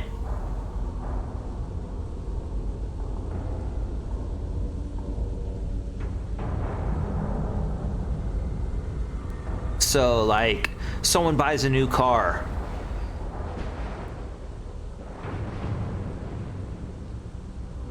They bought that car because they have, hopefully, the financial stability to pay for said car, right? They saved up over time for some sort of down payment. They have current credit amounts that lend to proving that they pay their bills or whatever, so they pay for an amount and buy a car. That reason would then be A, they needed a car, and B, they made choices that led to that car. It's so mundane and basic, but it did technically happen for a reason. I'll go with yes. Sort of. Do you believe that war is sometimes necessary? Yes. If your mother was in terrible pain, bedridden, and only weeks from an inevitable death, and she begged you to end her suffering, would you find a way to assist in her suicide? Tricky.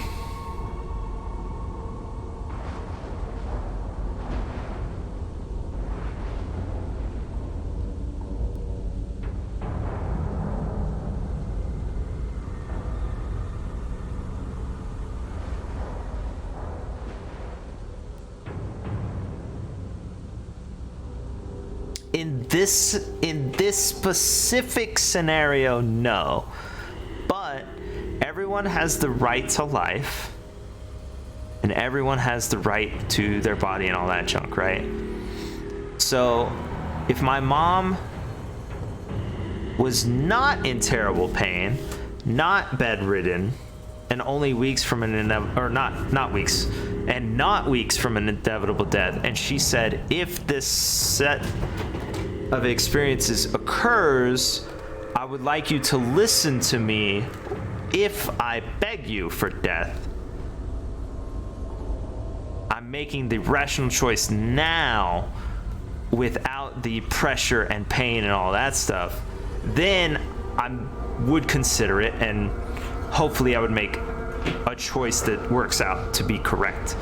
But in this specific scenario, her pain and her fear plays into her decision. And if she feels that on one day but doesn't feel it on another day, or if there is some solution, then I don't think it's right. It's the same thing as killing someone. Sort of. There are other circumstances, I will agree. There's a lot of feeling and emotion in this scenario.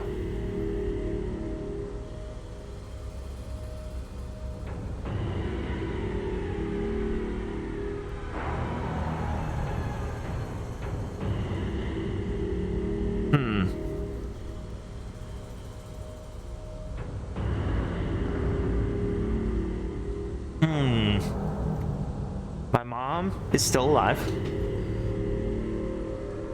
She is my closest family member.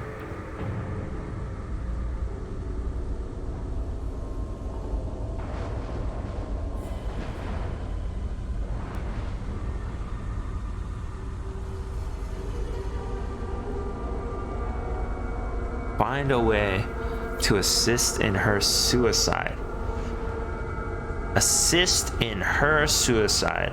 So she's taking the action.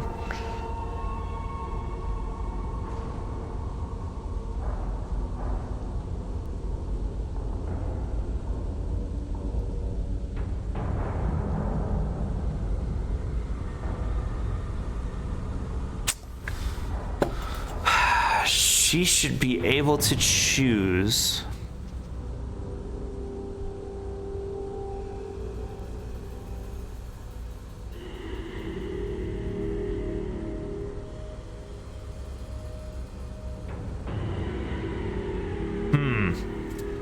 I've been close.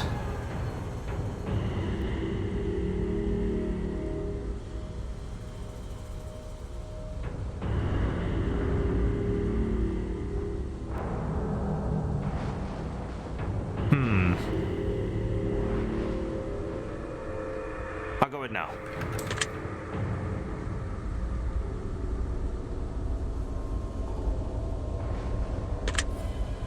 Do you ever take a step back to reflect on where you're headed in life? Yes. Have you ever experienced what most would consider a severe bout of rage? Severe bout of rage. What most would consider, I assume most would consider like threats, screaming, fighting, punching, like seeing red, whatever. I think that's what most people would consider a severe bout of rage. And a bout meaning like it's a period of time in which you're just enraged. So in those scenarios, no, I guess not. But like, have I ever been really, really, really freaking mad? Yeah. obviously.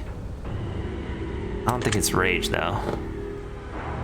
It's like you kind of become irrational, right? Well, I guess I have been irrationally angry. What most would consider. I don't think so, no. Would you consider yourself to be a good judge of character? Yeah, I think so. Over time. Do you ever feel uneasy for no particular reason? No. Do you have any long-term goals? And if so, do you have a plan in place to accomplish them? Yes. You finish inking your final answer. All right, awesome.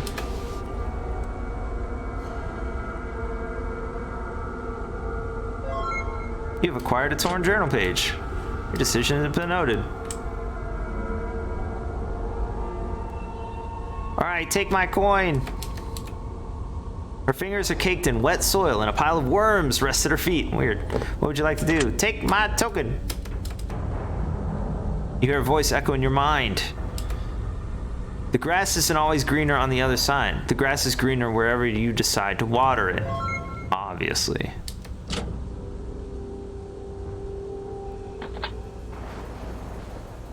This makes it seem like, oh, these are statements of fact at the end. These are wise words, but I mean, they could be wrong too, you know? A silent prayer. For the first time since wandering these halls and chambers, you get a sense of peace from being in this room. Why?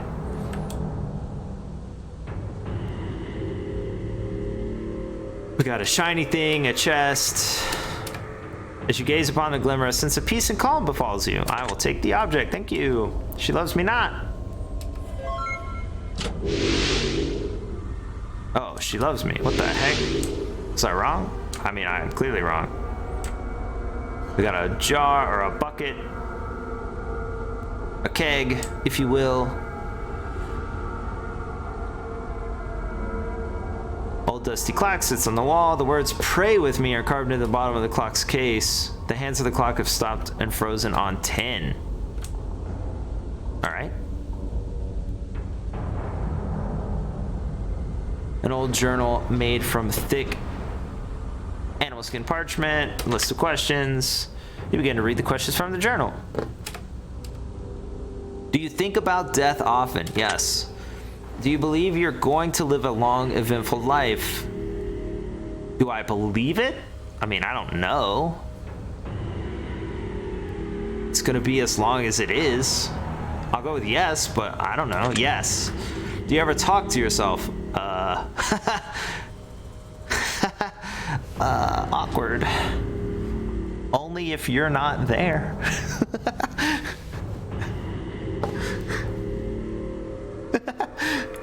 Yes.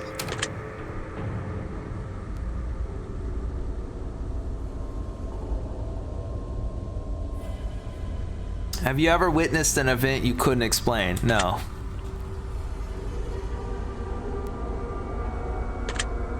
Have you ever had the fear or suspicion that someone was living inside of your house without your knowledge? No. Do you ever sleep with your feet hanging off the edge of the bed? Yes. Or the edge of the bench when I sleep outside, or the edge of the car window if I have to sleep in my car? Yes. Who cares? Have you ever considered that you might be crazy and just don't know it? Yes. Does the thought of an afterlife bother you or make you feel uneasy? No. Does the thought that there might not be anything after life bother you? Also no. Would you be willing to give up sex or masturbation for a year if it meant gaining a deeper sense of peace in the end? What does that mean? A sense of peace?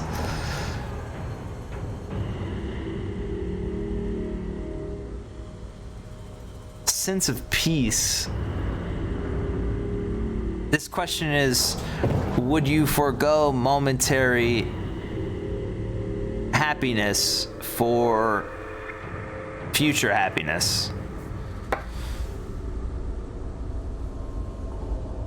Did you know studies show that European people generally park backwards in parking spots? I don't know if that's true. I read a couple articles about it when there was like some study done and everyone was talking about it. I don't know if that's true or not, but they reference the thought that Europeans are doing harder work ahead of time so that it's easier later when they just pull out of the parking spot instead of pulling in and then, you know, having to back up or whatever.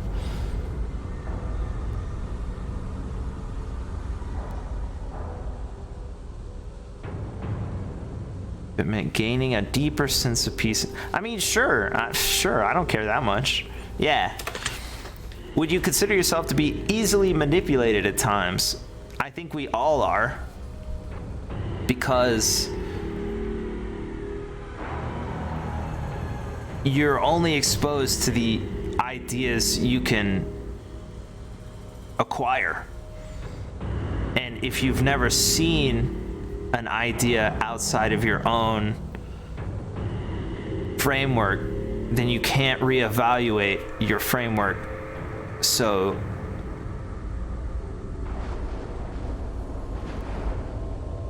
you can't reliably trust your choices because the choices were given to you instead of you having all possible choices. So I would say yes. I'll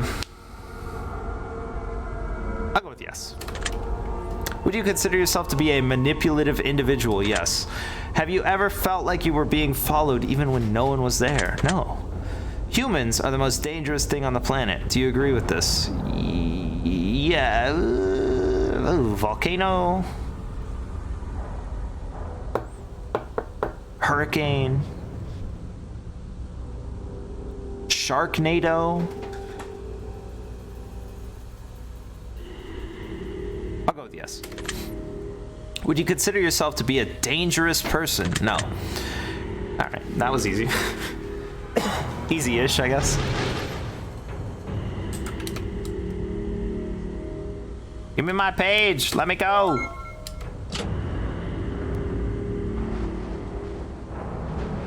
Like, I definitely don't even have to answer these questions, right? Like, I could just leave.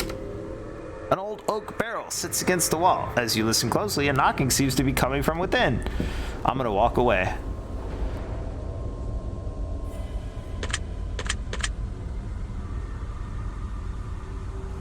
A large golden symbol sits atop a stone monument in the corner of the room. It radiates a pure positive energy that draws you in and brings you comfort. This is nice. If you could pray for anything at all, what would you beg of your gods, wanderer? Would you like to pray at the mysterious altar? Pray for forgiveness, resolve, or a blessing.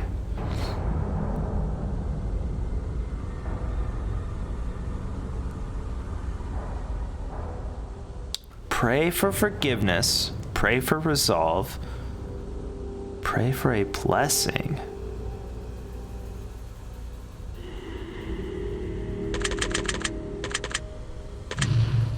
I walk away. What a waste! The gods have shunned you, just as you've shunned them, wanderer. Walk your own path, see how far you make it through the darkness. Oh, well. Interesting. Now it's empty. It burned away. I guess I have to knock back on the barrel.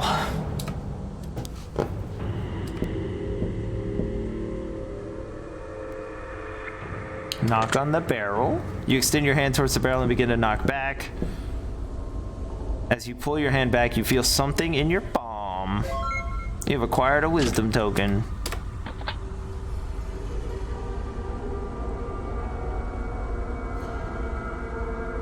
I go through the door. Halls of the Harvester. Good grief, there's so many questions. Whatever positive feelings of warmth or comfort you initially felt in the previous room, you feel the polar opposite here. Uh-oh. Malice, or whatever. Blood. Meat. A knife.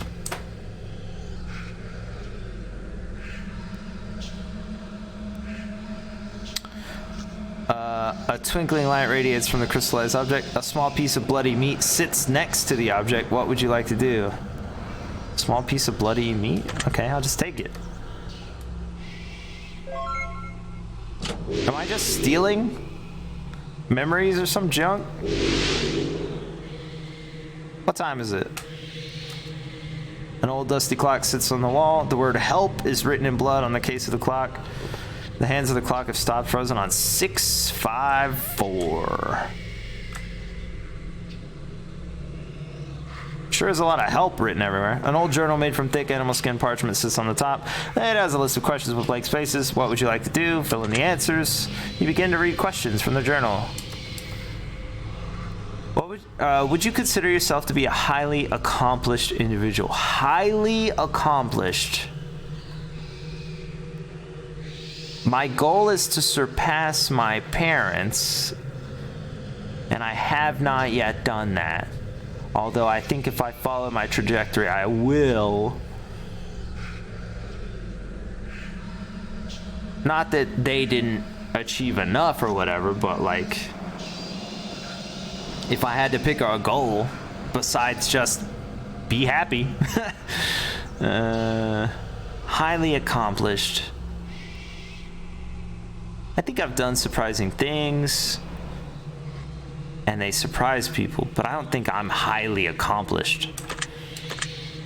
Would you say that you sometimes lack motivation? Yes. Would you say that you sometimes lack discipline? Yes. Have you ever faked your confidence level and pretended to be more confident than you actually are? Yes. Have you ever had the regret of keeping someone in your life for too long? No. Would you say that you have a tendency to hide your true emotions from people? Hide your true emotions from people. Not all people. Yes. Are you afraid of what others might think of you if they knew all your deepest, darkest secrets? Am I afraid?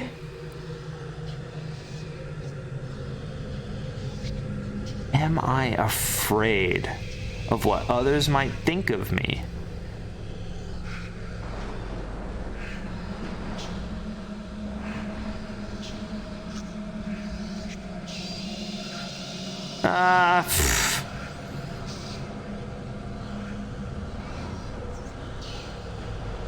I mean, the fact that I'm questioning it, I guess, means yes.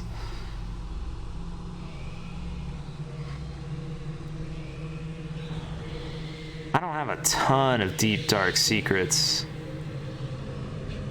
I've one from my mom. Spoiler.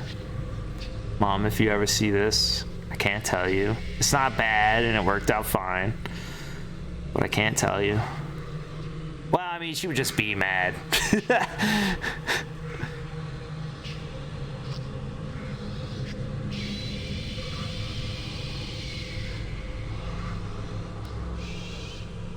But others, like what? Just like random people? No.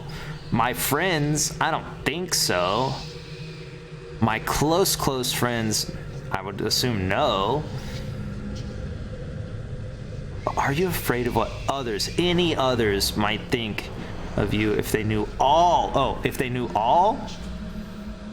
I'll go with yes, because they're secrets, right? That's the reason they're secret, is because people aren't supposed to know them, so I'll go with yes. Have you ever lived in a constant state of dread, just wondering when the next horrible event? No, and I, again, weep for people who have experienced that. Well, okay, I guess...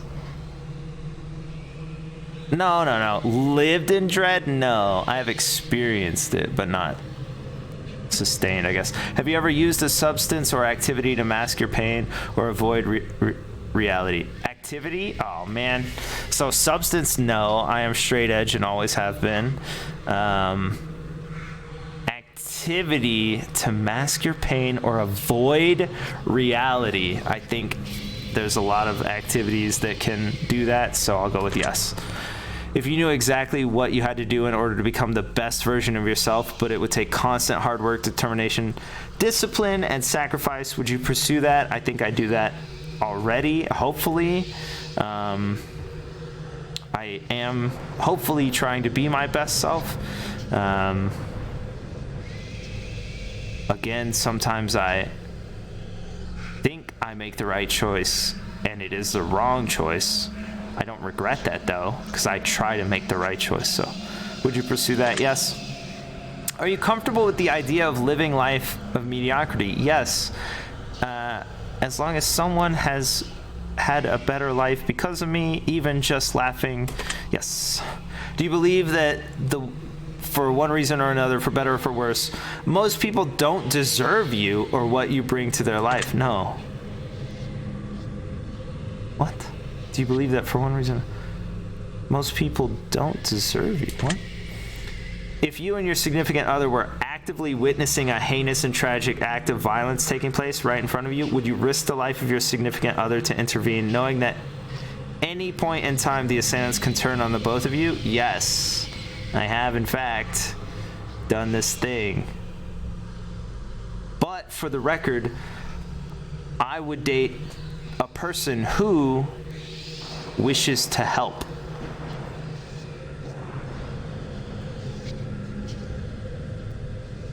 Those who cannot help themselves.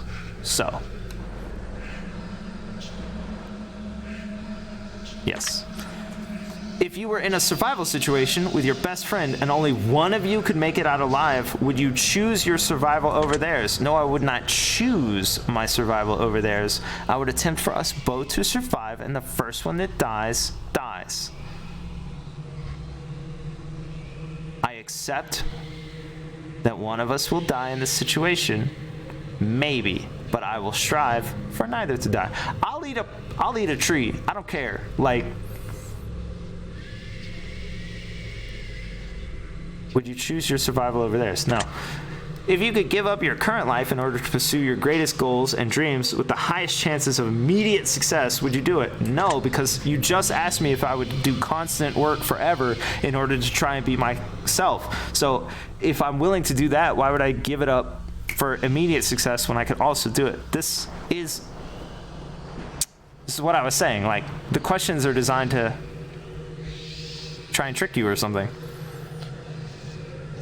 If you could give up your current life in order to pursue your greatest goals and dreams with the highest chances of immediate success, would you do it?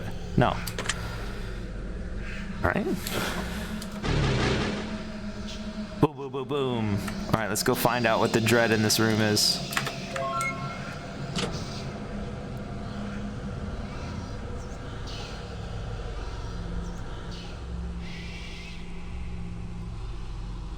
All right. The stone statue of a veiled woman stands tall before you. She holds a bloody human heart in her hands. Gross. Lay a token at her feet. You hear a voice echo in your mind. While others are thinking, you should be doing. That's not true. You can also think about things. That's okay. Doesn't mean you have to be completely inactive.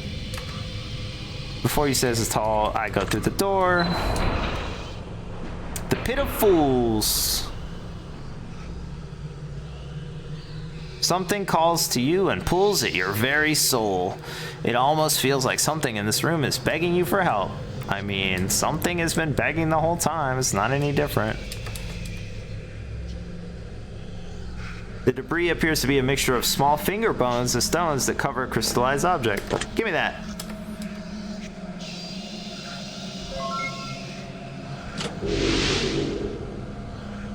What up, king? Or queen? Pile of bones. We got like a meatball fondue pit. We got two pedestals. We got this pedestal at the front. An old journal made from thick animal skin parchment, blah, blah, blah. List of questions. What would you like? I'll answer them. We all have our demons. Do you agree with this statement? Yeah. Have you ever felt dead inside? Dead inside. Dead.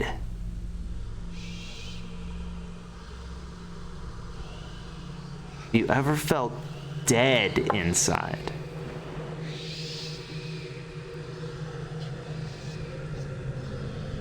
Like,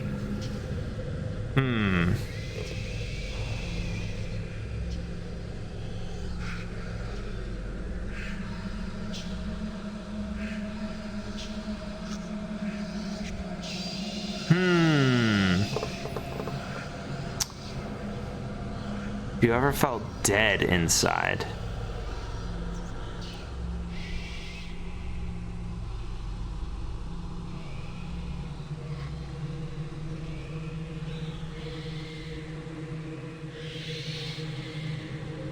So like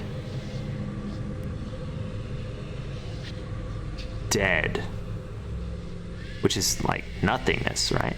Or I think so, but maybe not in the way that other people may have felt it. I'm going with yes, maybe. Have you ever thought about murdering someone? Yes. Have you ever felt suicidal? Felt is an interesting word, I think, personally. Have you ever felt?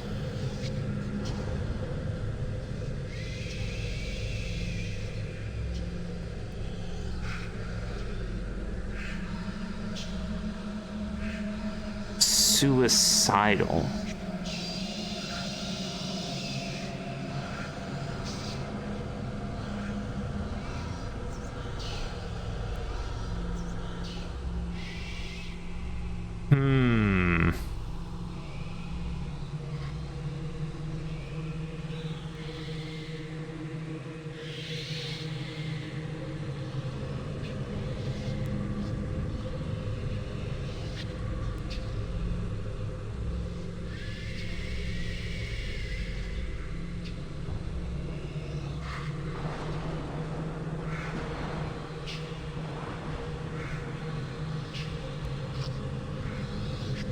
I think not in the way that other people have.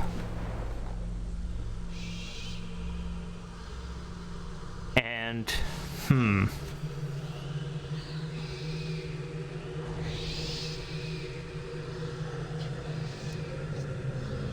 I think that by saying yes, I would diminish them and their feelings. So I'm going with no, I don't think so. And I weep for those who have. If you had an incurable disease, would you intentionally transmit it to someone you disliked? Incurable disease, I mean, it doesn't necessarily kill them. It's just gross. But that is a heinous moral choice, so no. If you had 3 wishes, would you ever give one away? Yeah. Would you consider yourself to be controlling? Not.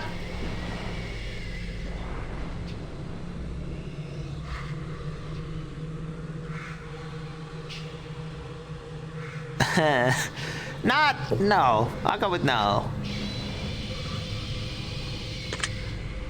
Not in the overbearing, like, way that I think they're saying. Like, control. Control is very, like, it's a very important topic, I think. I'll go with no. Do you believe that your life is of great importance and value? Okay, tricky. I think all lives are of great importance and value, so yes. But is mine more important or great than anyone else? No. But I'm still saying yes. Do you believe that your fate is predetermined? No. Do you believe that our thoughts can manifest into reality? Yes. Would you consider yourself to be optimistic? Yes, I think I've proven that. Would you consider yourself to be pessimistic at times? Something like, this is never going to work. I can't possibly do this.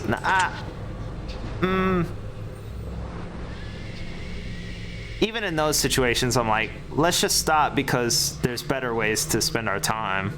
So I think no. Have you ever wondered if you're already dead and just didn't know it? Yes. Hasn't everyone? Have you ever felt physically restrained or held down by an unseen force? No. Do you believe that you have a soul?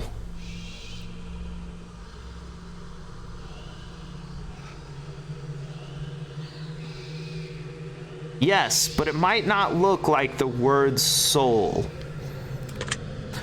You finish inking your final answer.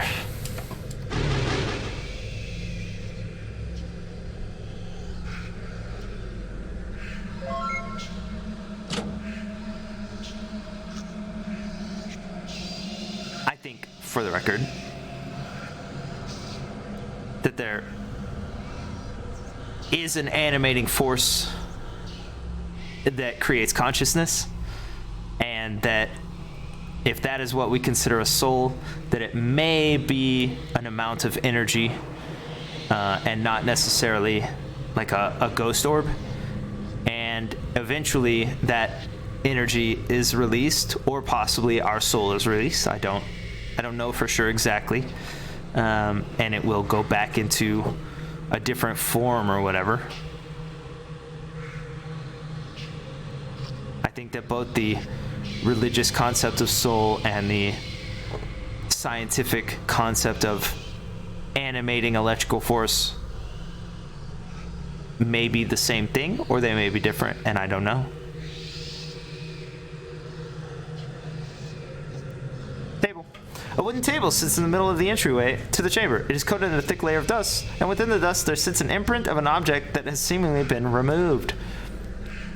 What is that object?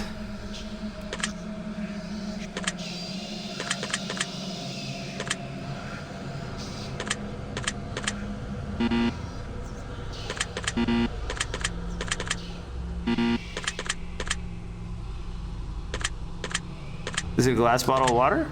Nope. Is it a wisdom token? Nope. Is it a bunch of petals? Nope. Alright, well, I can't seem to do anything, so I must have to get it from the room.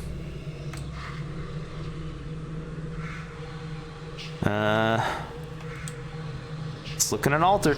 A cracked stone platform sits in the corner. There seems to be an indentation where something once sat in the middle of the platform. What would you like to do? Place something there. You don't have anything to place. What do I need to get? Like skulls and junk? What would you like to do? Place something. You don't have anything to place. Alright, well, here we go. A bloody birthday cake sits on a dirty floor. The candles have been lit and already snuffed out. What would you like to do? Dig into the cake. I will not eat that. As you're digging through the cake, you find something round and hard within. A wisdom token. Your decision has been noted. Alright, nice. Bye.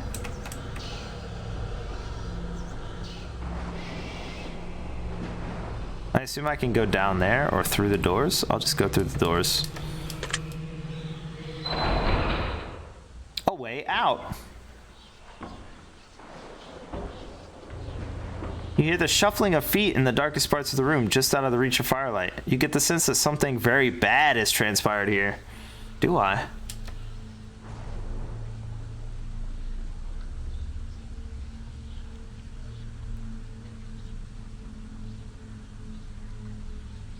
I look at the clock. The hands of the clock have been replaced by severed fingers. The fingers on the clock have stopped and frozen on 111. Didn't we have that already? We're back at the beginning. Question time.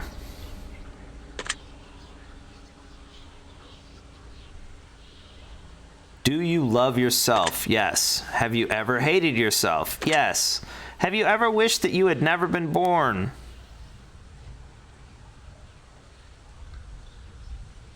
Wished?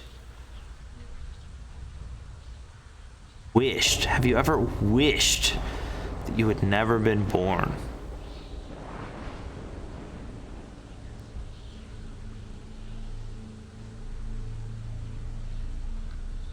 Have you ever wished that you had never been born?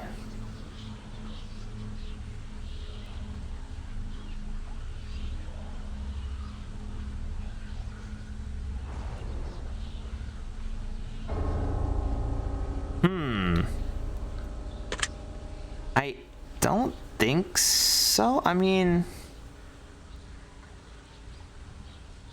this sort of thought would come from like a very traumatic and long, sort of drawn out scenario, I think. And I don't think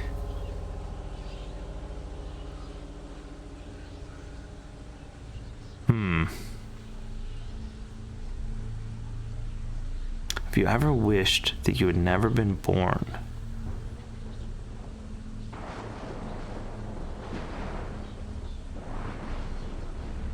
I mean, maybe, but I don't remember this specifically, so I'm going with no. Do you ever get chills up your spine when someone walks behind you?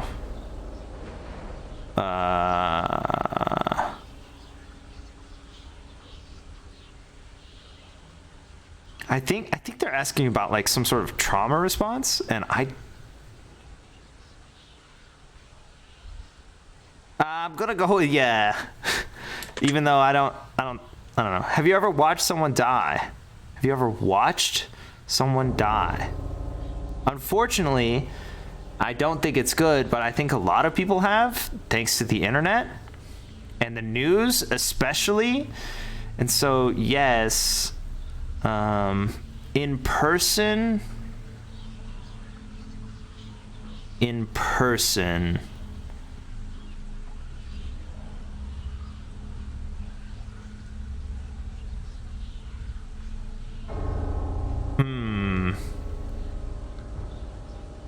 You mean in person?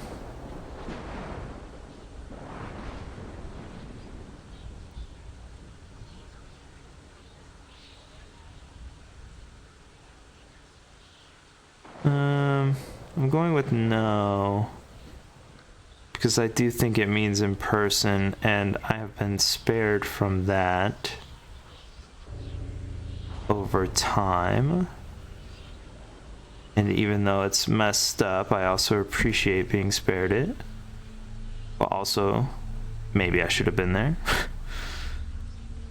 But, I don't know. I'm going with no. No. Have you ever stolen something personal from someone and then returned it without them knowing? Yes. Do you always lock the doors to your home? Yes. Do you sleep with the window open? I mean, sometimes, yes. Would you add a decade onto your life if it meant taking a decade off the lifespan of a random individual whom you'll never meet or come in contact with? No. Have you ever felt like someone was watching you through your window? Yeah, but they were. You mean like this kind of like concern thing? No. Have you ever wished that someone you've hated would die? Yeah, I think everyone, like that's the point or whatever. Do you ever fear the possibility of permanently losing your memory? Yes, all the time. Number one fear. Would you consider yourself to be a good person? I still do, yes. Would you consider yourself to be a bad person?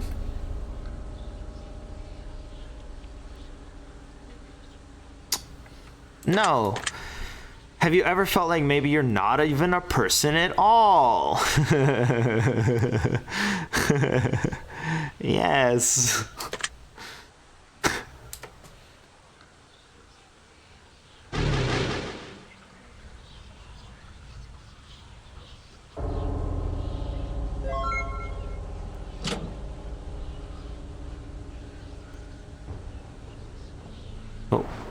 I'm probably gonna have to read these notes and the bloody thing or whatever. Oh wait, I can just put a token down? Nice.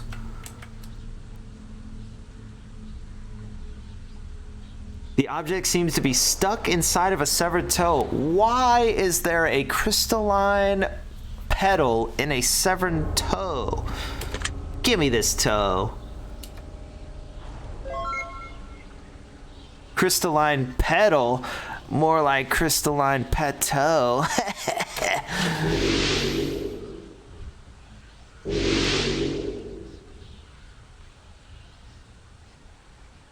Her hands are firmly clamped around a human brain, squishing the tissue as gray matter pours forth and envelopes her cold stone figures.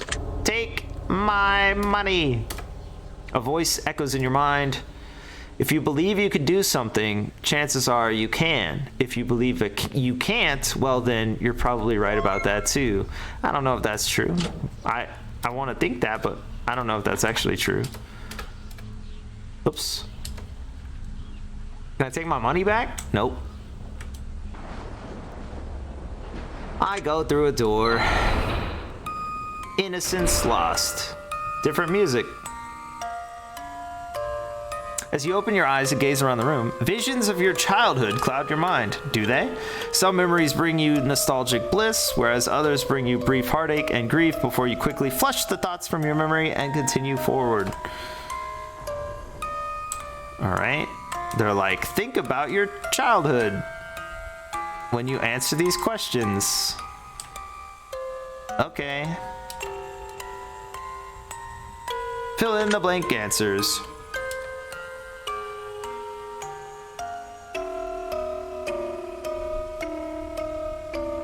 Are you afraid of being forgotten? I don't want to be forgotten, but everyone is forgotten eventually. And I think that the good actions we take change the course of life. So no. Have you ever heard voices in your head?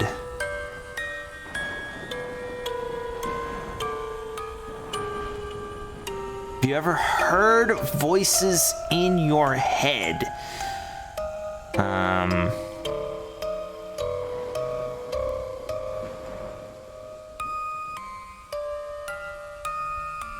This one's tough. Do they mean like other people's voices, or like you're like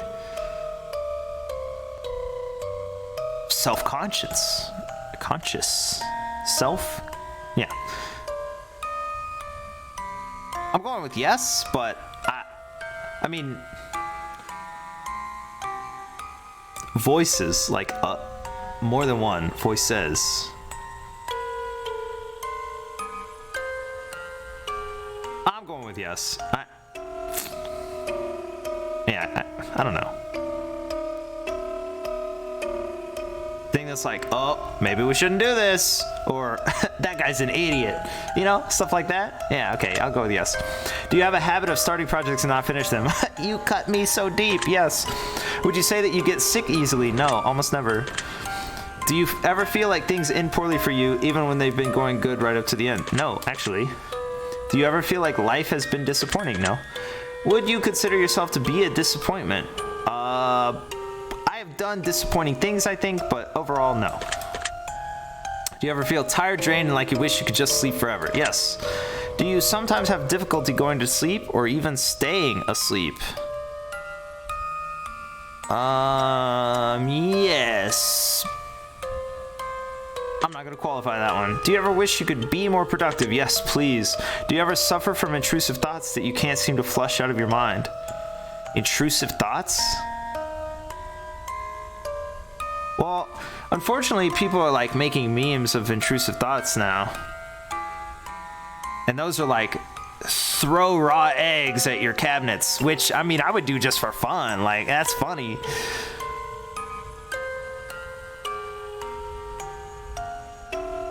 But it's not like something random saying, you should do this, and me fighting it. None of that stuff. It's like, I wonder if this would be funny, and then I just do it.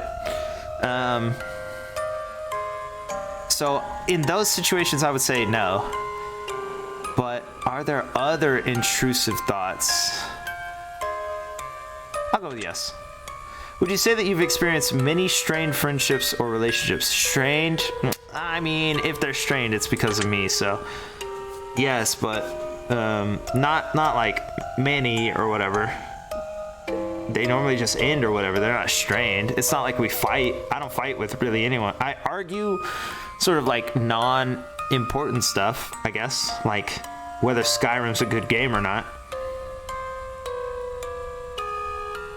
So no. Have you ever felt like you're so there's a typo. Have you ever felt like you are drawn towards people in life who just aren't good for you? No. I try to make the right choices, even if, yeah. Have you ever felt like you were living an unhealthy lifestyle? Unhealthy lifestyle. I think I make... no.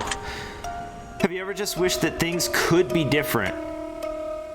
Yes, of course. I think everyone has. At some point, right? Like, when bad stuff happens. The final page. Oh yeah, okay. That's what it always says. I forgot. I thought it was like, this is the last one.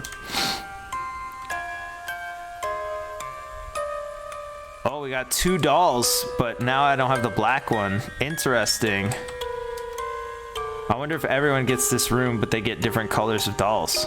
A twinkling light, crystallized object. It sits among a pile of pulled teeth. Teeth don't freak me out. I will take that object.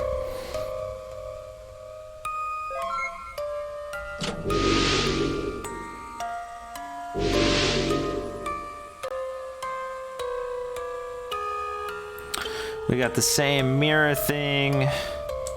We got dirty washcloth stuff, or dirty washing stuff. Old dusty clock. What time is it? Small bloody handprint is pressed to the case of the clock. Hands of the clock on 222. Oh gosh, we're going again. Red or blue? This one's eyes and this one's mouth, right? Give me a poem. Bleeding eyes, blood-soaked thighs, innocent cries, Dolly dies. Morbid sin, look within, next of kin, begin again. Okay.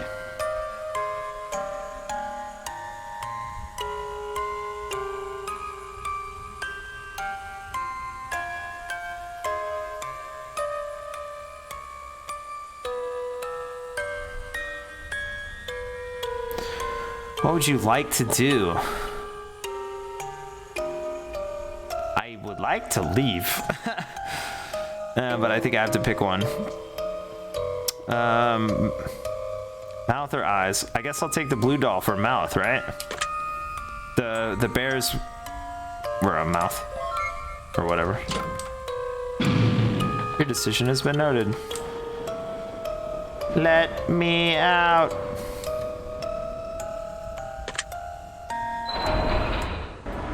Blood money. The metallic smell of iron stings your nostrils. You hear the clanking of coins in the distance, and you catch a glimmer of something in the shadows at the corner of your eye. What's out there? Oh, we got statues on the things this time. What time is it? Oh man, I thought this game would be over by now. Dried candle wax coats the hands within the clock's case. The hands of the clock have stopped frozen on 333. An old journal made for thick, blah, blah, blah, blah, blah. Fill in the answers. Do you ever have dreams that you could swear are real? Yeah, sure. In the past, when you felt positive or happy, have you ever experienced an immediate sense of negativity that sucks all your happiness away instantly? I think everyone might have, like, at some point, but I think this is asking, like, does this happen often kind of thing? It says have you ever, but you would have to have it a lot to, like, you know.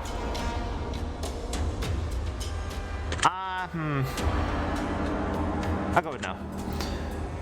But, I mean, that's not abnormal for that to occur, I don't think. If you were camping alone in the woods at night and you heard a woman scream, would you investigate? Yes. If you were alone in your home at night and you suddenly heard the sound of children laughing, yet there was no one to be found, would you continue to stay in your home for the night? Yes. If you were camping in the woods alone and something kept unzipping your tent, yet you couldn't seem to figure out what it was, would you continue to stay in the woods? No! Something's... No!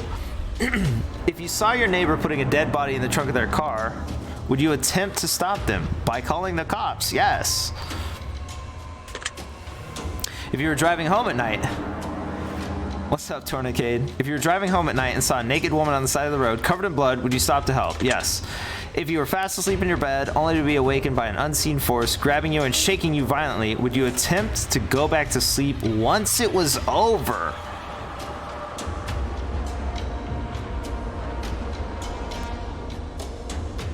I mean, yes? Like, how, wait. An unseen force. I mean, I would have to, like, call people and be like, hey, am I awake? Like, what's happening? But yeah, sure, I guess.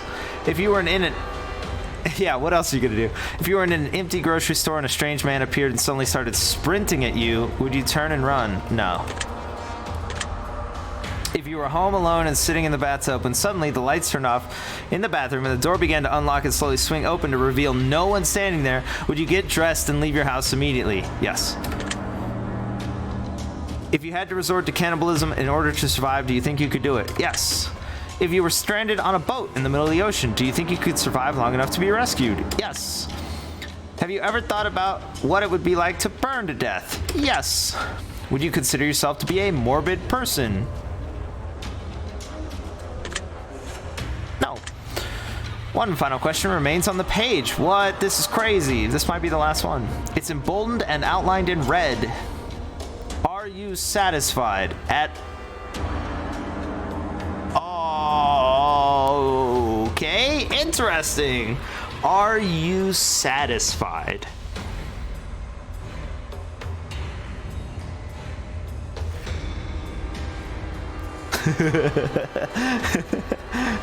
Yeah, well, the thing is, like, these questions, I think, lead you towards conclusions or whatever. I think, personally. Are you satisfied? Will I strive to be better? Yes. Will I strive to do more? Yes. Am I content and happy if my life is only this for the rest of it? Yes. So, are you satisfied?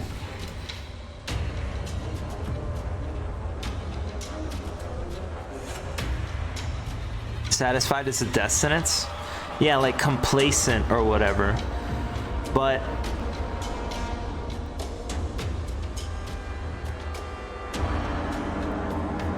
I am content with my current life.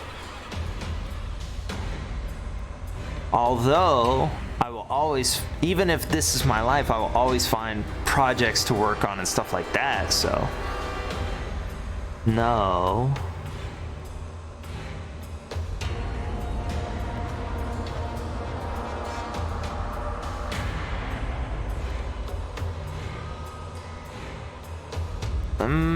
Yeah, the answer has to be no.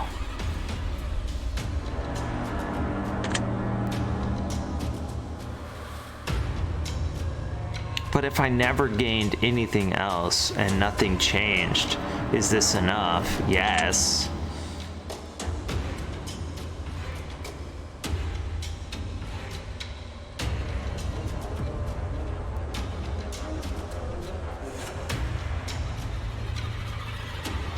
Are you satisfied?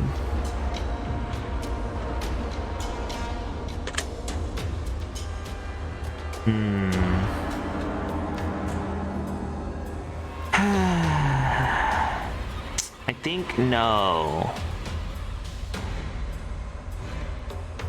Ambition, right? Like, not in a negative sense, is a good thing, I think. You know, like, improvement. Are you satisfied? I am happy with my level of improvement currently, and I would like to continue to improve for my own self. So, no. That's really what it all comes down to, isn't it, Wanderer? Are you satisfied? Satisfaction is the death of desire, you know. Yeah, we know. You finish inking your final answer into the journal. The crimson ink begins to swirl and form symbols on the pages where you provided your answers. Great. The final page of the journal appears to be considerably torn. It also seems to be made of a different parchment material than the rest of the journal. Perhaps this will be of use. Another one.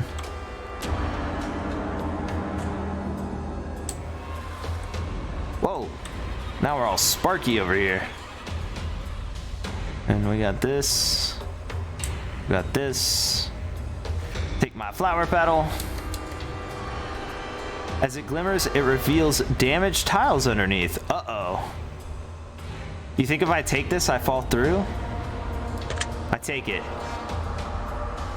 It appears to be a crusted flower petal. You've acquired it. He loves me not. Yeah. Yo, I'm fine. Stone statue available. Miss says before you, a bloody coin rests between her fingers. What would you like to do? I guess. Wait. Walk away. She already has a coin. I will open the door. Oh, it doesn't budge. Okay. I give her the coin. Take my money. You lay a token at the statue's feet. You hear a voice echo in your mind. Courage is not being fearless, for there is no courage with the absence of fear. Courage is being afraid, yet acting anyway. Are you a courageous soul? What a quote.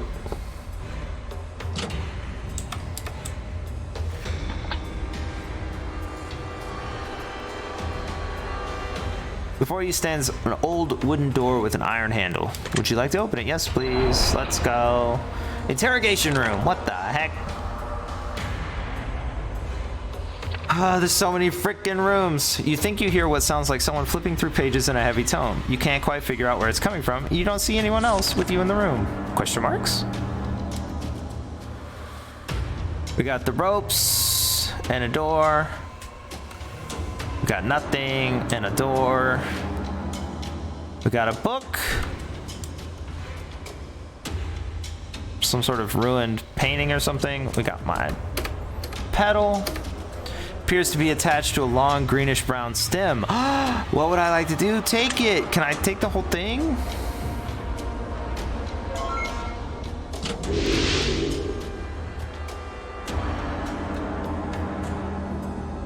Now come, wanderer.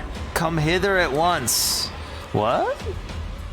For it is finally time to meet the demon that you've been chasing all this way. Okay. Finally. So I collected all the flower petals. This must be the end or near to it. A blood-soaked journal sits atop the wooden table. It is a long list of questions with blank spaces for answers to be written. What would you like to do? Guess I'm gonna fill it in. Again.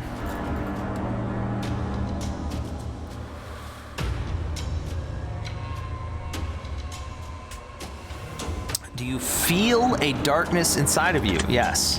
Have you ever felt like you were destined for more than where your life has taken you? No. Have you ever been so afraid of the future that you stopped trying to progress? I'll go with yes. Have you ever considered that you might have a fear of failure? I mean, failure sucks, so yes. Have you ever considered that you might have a fear of success? No. Do you value honesty above all else? Above all else.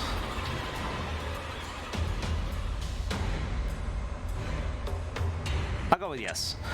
Do you have a set of morals that others might consider questionable? Yes, we have proven that. Do you follow your own moral code? I mean,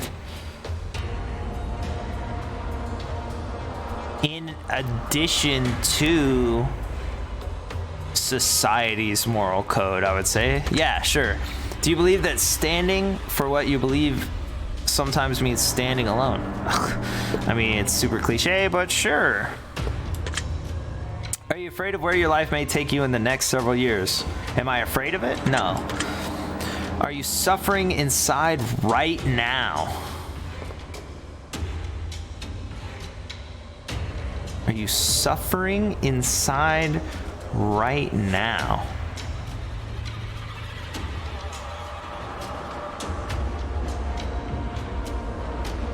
There sure have been a lot of questions where I'm like, well, maybe I shouldn't have played this game on stream.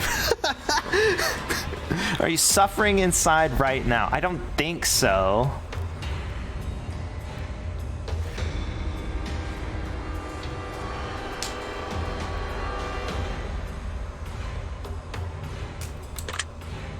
Not in the, well, I mean, the game is, the whole point is to like evaluate yourself through the game and stuff. But I'm streaming it. We're all evaluating. Are you suffering inside right now? I don't think so. Yeah.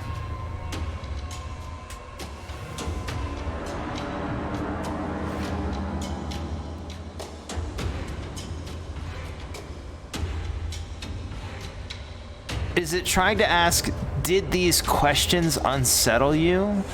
Or is it asking, like, are you in a period of time in which you are suffering right now, this second? If you're here, you've played through the game, I would assume, all at once.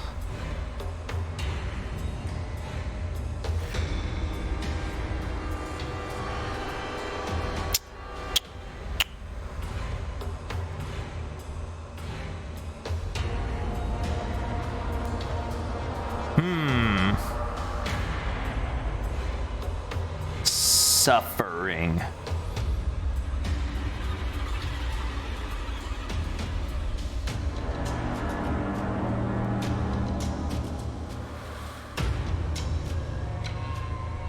What do you mean, game?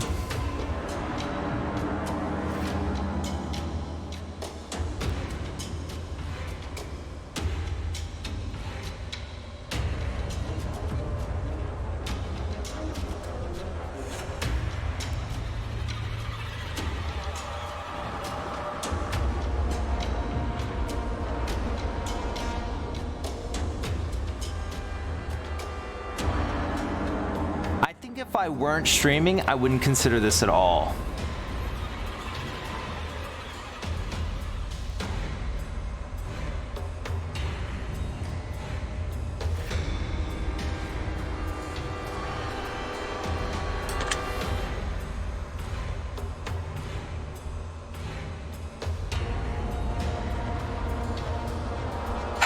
I choose yes. Do you ever wish that your words would fall onto ears that weren't so deaf? No. Do you ever feel like no one listens to you? No. Do you ever feel like you can understand others quite well, but others can't understand you? No. Are you afraid of the unknown? No. Are you afraid of running out of time as your life comes to an end before you've managed to accomplish all of the things you wish to accomplish?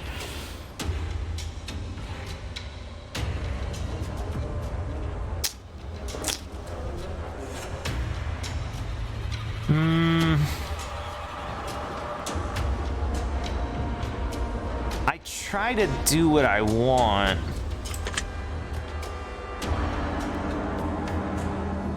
And make choices based on that. So I think no. Are you afraid of surviving while your loved ones perish? Afraid of surviving while your loved ones perish. That would suck, but that occurs to everyone, I think, right? Am I afraid of it? No, I don't think so. Do you have a fear of abandonment?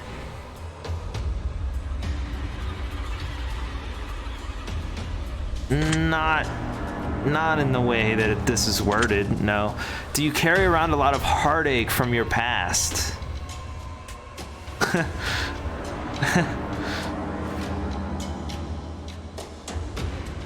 Not.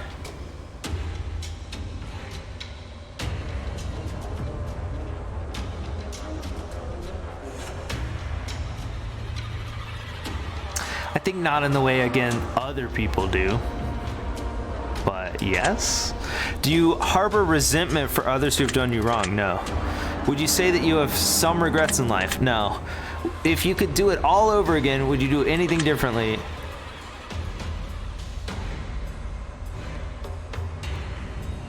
No. Are you proud of who you've become? Yes. Do you feel like your choices and circumstances in life have made you who you are? They always do to everyone. Do you wish you would have been treated more fairly by others in the past? No. Do you strive to treat others better than you might have been treated? Do I strive to treat others better?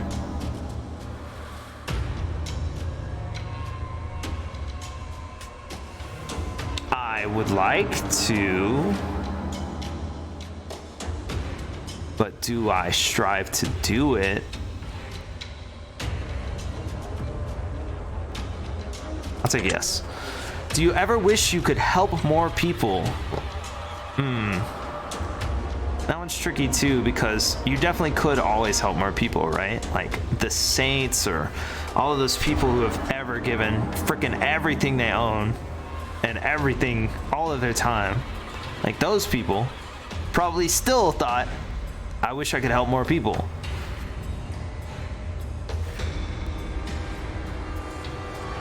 I'll go with yes. Do you sometimes wish you could more easily help yourself? No. Do you look forward to where life may take you? Yes. I do have hope. Do you ever feel like you aren't living up to your full potential? I think everyone kind of feels that, yeah. If you knew that following your dreams would end in certain success, would you do whatever it takes to pursue and achieve them? See, this is the same question. It's asked two different ways. If you knew that following your dreams would end in certain success, would you do whatever it takes to pursue and achieve them? No. I would work hard. I wouldn't take shortcuts. If you could travel into the past or the future, but never return, would you do it? No. Have you made peace with your past? Yes. Have you made peace with your current circumstances? Yes. Are you afraid of what conflict may arise in the future? I am not afraid. If you could work twice as much as you do now and reap twice the amount of benefits from doing so, would you do it? If you could work twice as much? No. Do you ever wish that you could be forgiven for the wrong you've done? Do I ever wish it? No. Like if I've done something wrong to someone and I really think it's wrong, I have tried, I think, to apologize. They choose whether I am forgiven or not. So no. Do you sometimes blame yourself even when things may not be your fault? I try not to. Do you feel that others place the blame on you more often than they should? No. Would you enjoy an entire month of solitude with no communication with the outside world?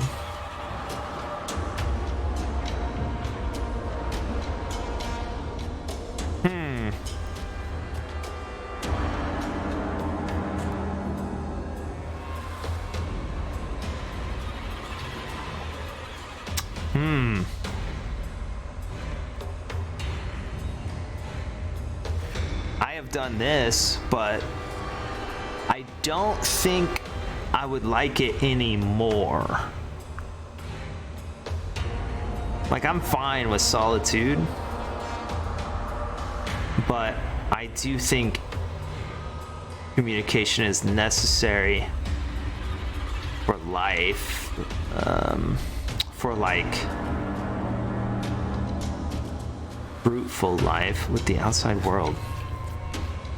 I'm going with no. No. Do you wish your life turned out differently thus far? No. Are you proud of what you've managed to accomplish? Still yes. Do you feel like you could have accomplished more than what you already have thus far? Yes, everyone could. Have you ever felt like you're wasting your potential in life? No. Or have I ever? No, still not. Do you ever get the sense that you have a hidden talent or undiscovered potential just waiting to break free? Like an X-Men? Yeah.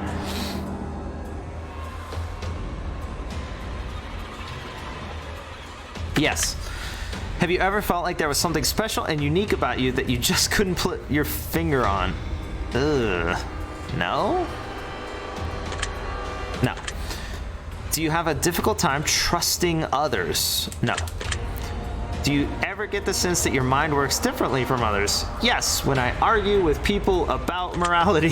Have you ever wanted to make other people happier than the world has made you? Yes. If I told you that everything is going to be okay, would you believe me? Yes. On the final page entry of the journal, there rests a small token between the pages. You've acquired a wisdom token. In the back of your journal, there seems to be one question hidden away. If there was a set of switches on the wall, each of them with a color and a number designated to them with no other indicator as to what the switches did, what would you choose to flip?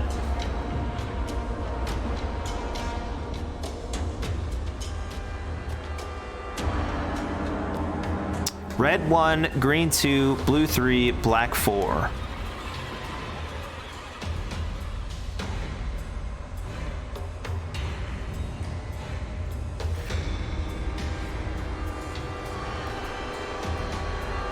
So, it has shown us all these numbers multiple times. It has shown us these colors and choices multiple times.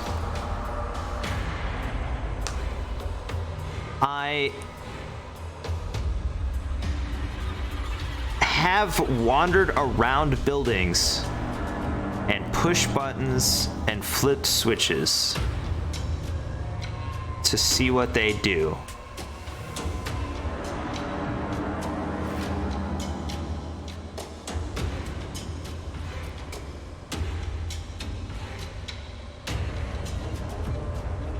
In the past. However,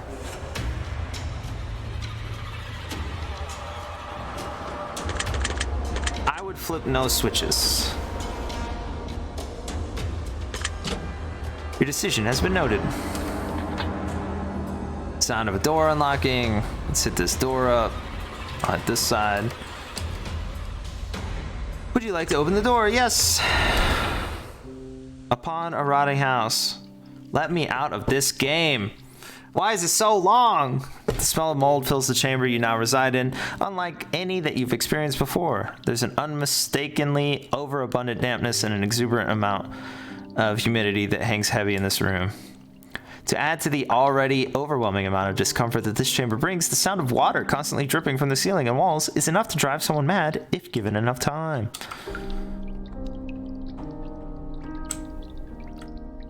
Alright, we got like a kitchen.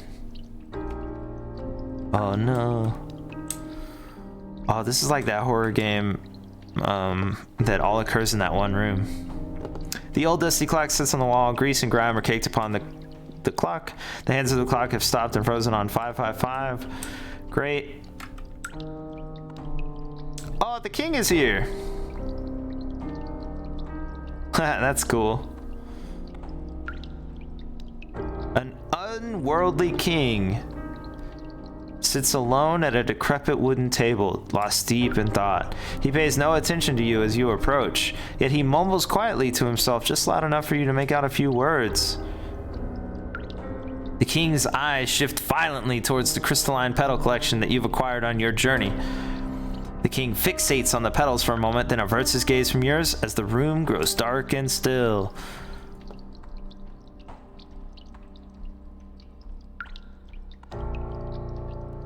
I've been expecting you, Wanderer. At long last, you've arrived.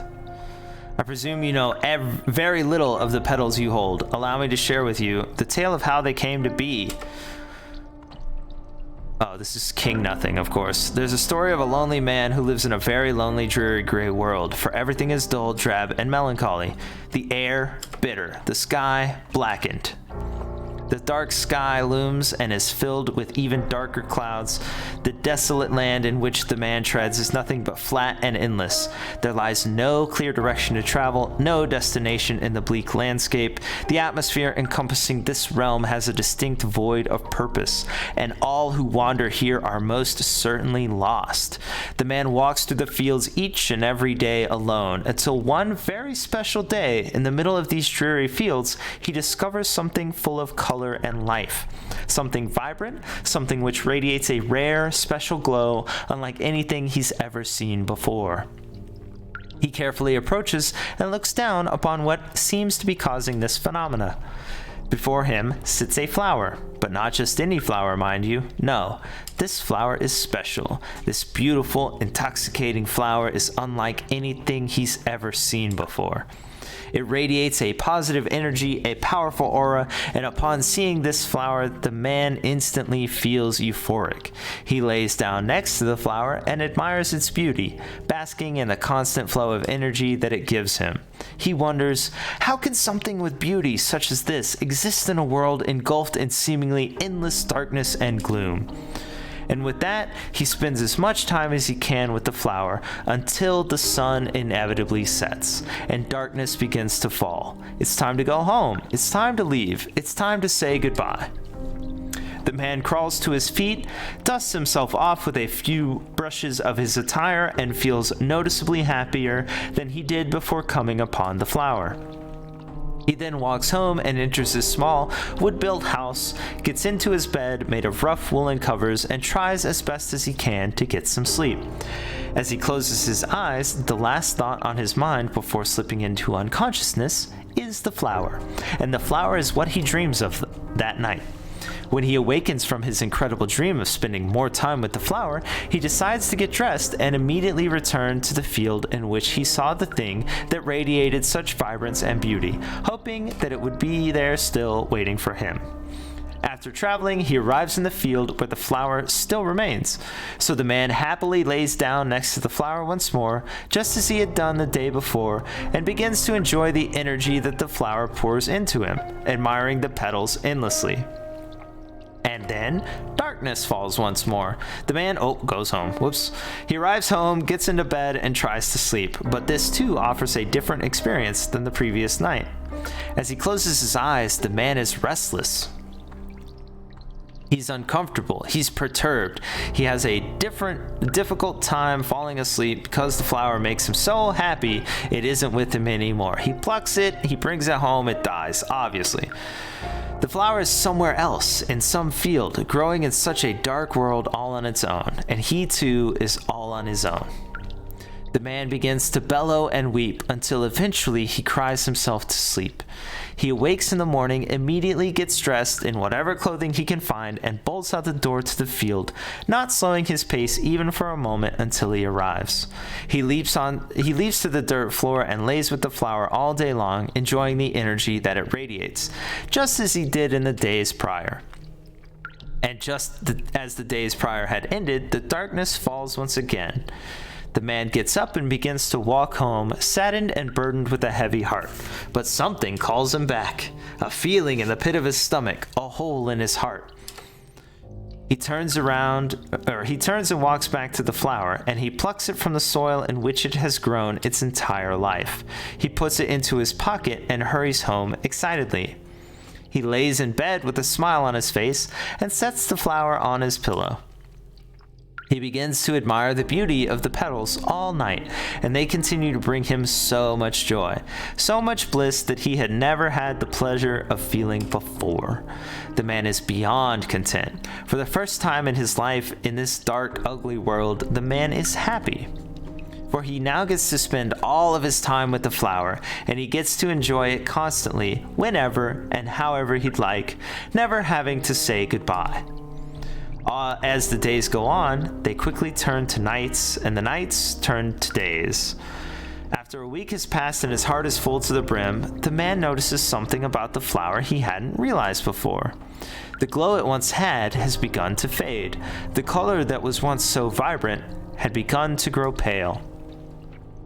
The leaves that were once so lively and green had begun to wilt, and the stem which held it so high above the ground had become soft and started to rot. The flower was dying, and the man knew what was coming next. He watered it profusely. He nurtured it gingerly. The man did everything he could to save the flower from an impending doom. But in the end, as the days turned to weeks and the air grew colder and increasingly bitter, the flower lost its petals and the stem lost its color. The flower lost its energy, and then, as if all the happiness in the world had been sucked out and blown like ashes to the wind, the flower died. The man lamented. He wailed. He cried tears heavy to match the burden and pain within his heart. But the only thing that has ever made him happy in life, or had ever filled that void within himself, was now gone. And and the man knew deep within his soul that it was never coming back. He killed the thing that he loved and treasured so dear because he wanted and craved it so badly. He wanted it for himself. His selfishness, his greed, his possession killed the flower, and he would never know happiness again. I killed her. I killed her vibrance, her beauty, her radiant energy. I plucked her from what she needed to grow and be herself. Like a candle burning in a windswept corridor, I carelessly snuffed out the flame that once shone so bright and lit the way to a better, brighter, happier future for all. Instead of enjoying my flower for what she was, instead of being appreciative of the time I had with her, I couldn't have just been content with the circumstances. I plucked her from the very life source that she needed in order to flourish and grow. I sought to possess her, and in turn, I lost her forever. My flower was no longer what she once was when I came to know her, but instead left as an empty, soulless husk of her former self, and now so too am I.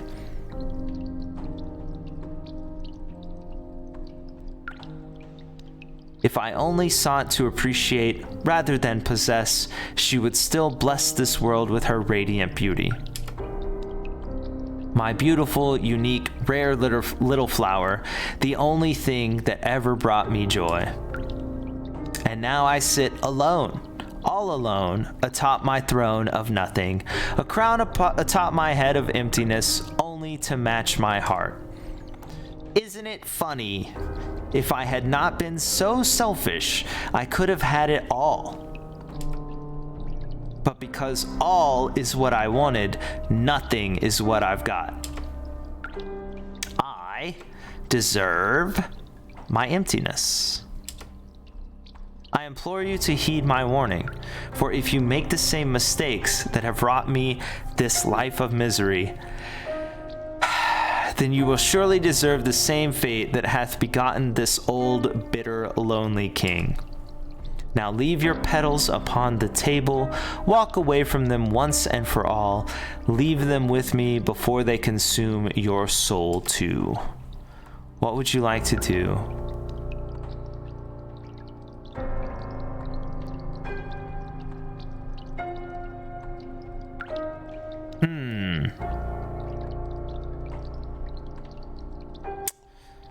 I think that they are not my petals,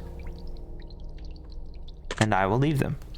You scrounge together all of your crystalline petals and place them gently on the wooden table before the king. They begin to shake, tremble, and form into shapes before your eyes. What the heck? Whoa, they're flowers.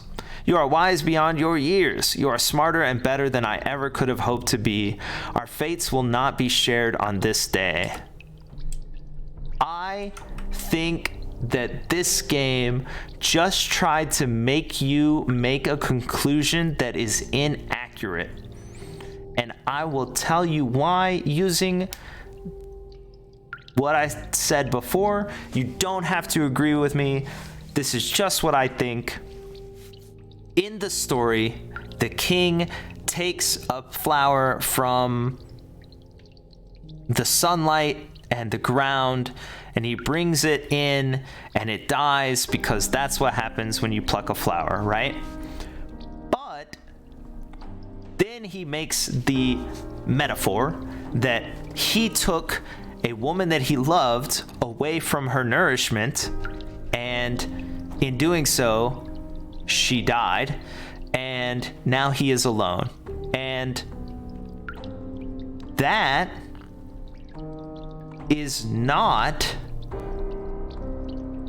a discussion about the question that we spoke on earlier.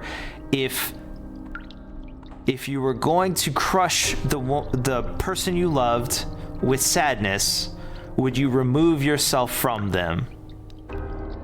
Or any of those circumstances? Because he didn't take a flower from a field. He took a person and attempted to control their life in such a way that they perished. And in reality, what should have occurred is that person should have been allowed to make the choice of if they wanted to come with him, A, and B, make the choice if they wanted to stay. It shouldn't be him taking a flower and it dying, or taking a woman away from what she wanted or needed or whatever and her perishing.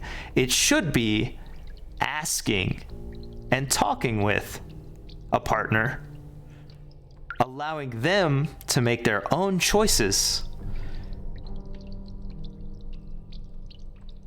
and then if they so choose to continue forward, attempting to rectify the situation so that both people can be happy. Let's say this woman chose not to go with him and said, I would like to stay here where I can be healthy. He should have allowed that. And if that woman said, I would like to come with you, you make me happy, although it is not the most healthy situation,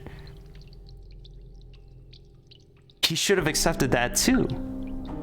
And he should have said, okay, well, here's what I want. I want you to be happy, and I want you to be healthy because that makes me happy. Let me try and nourish you in the same way. The game tried to make a conclusion that I don't think it should have. And I think that's wrong.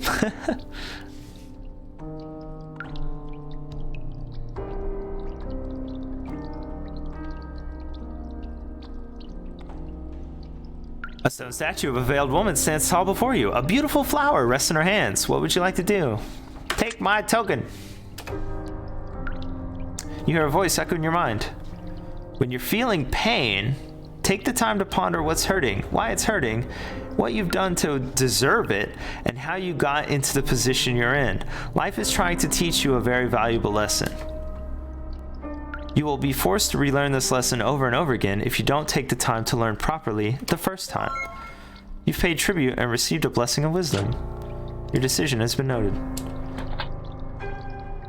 In the same scenario, he did not deserve unhappiness. Yes, he did something wrong.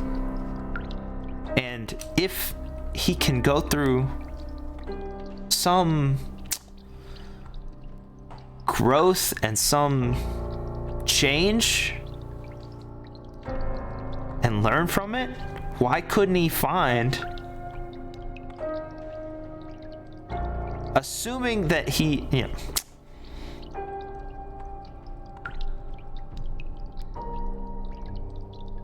his choices led him to sadness, but people don't deserve it. It's just what comes afterwards.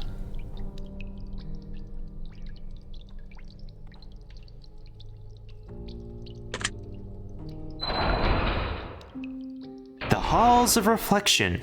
I hope there are mirrors. You can hear a fire crackling in the distance and feel the warmth its flame provides.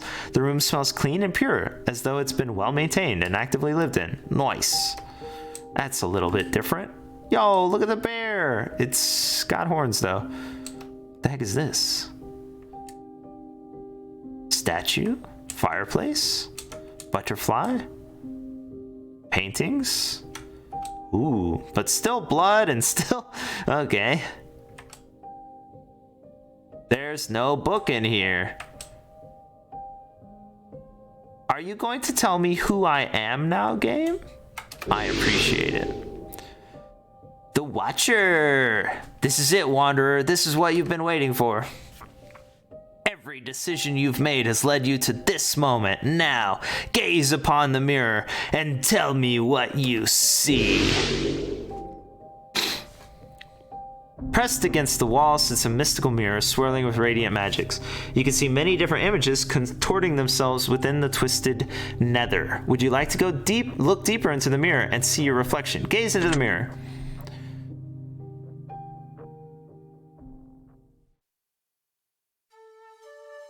Mirror, mirror, show to thee what secrets have been hidden from me. Show me weakness, show me strength. Describe in detail, tell in length. Show me what I've been afraid to see. Show me who I'm afraid to be. Show me everything, reflect it true. Show me why I've come to you.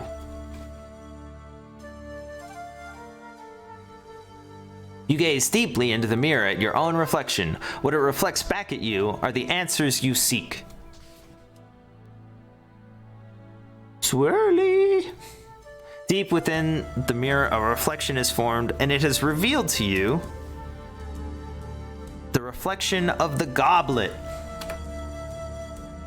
The story of the goblet is an interesting one for many reasons. It is said that long ago there lived an old woman in the woods. She lived on her own, tucked away and secret from the world. Her home was a cabin that she had built herself. The food she ate was harvested, foraged, and hunted herself. And the water she drank was from the well she had dug herself.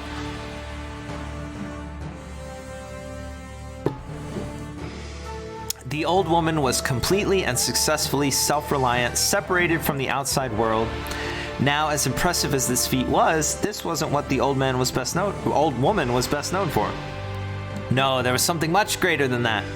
She was known to possess a golden goblet of great power that was said to hold her life force and energy within it, a vessel of her very being, so to speak.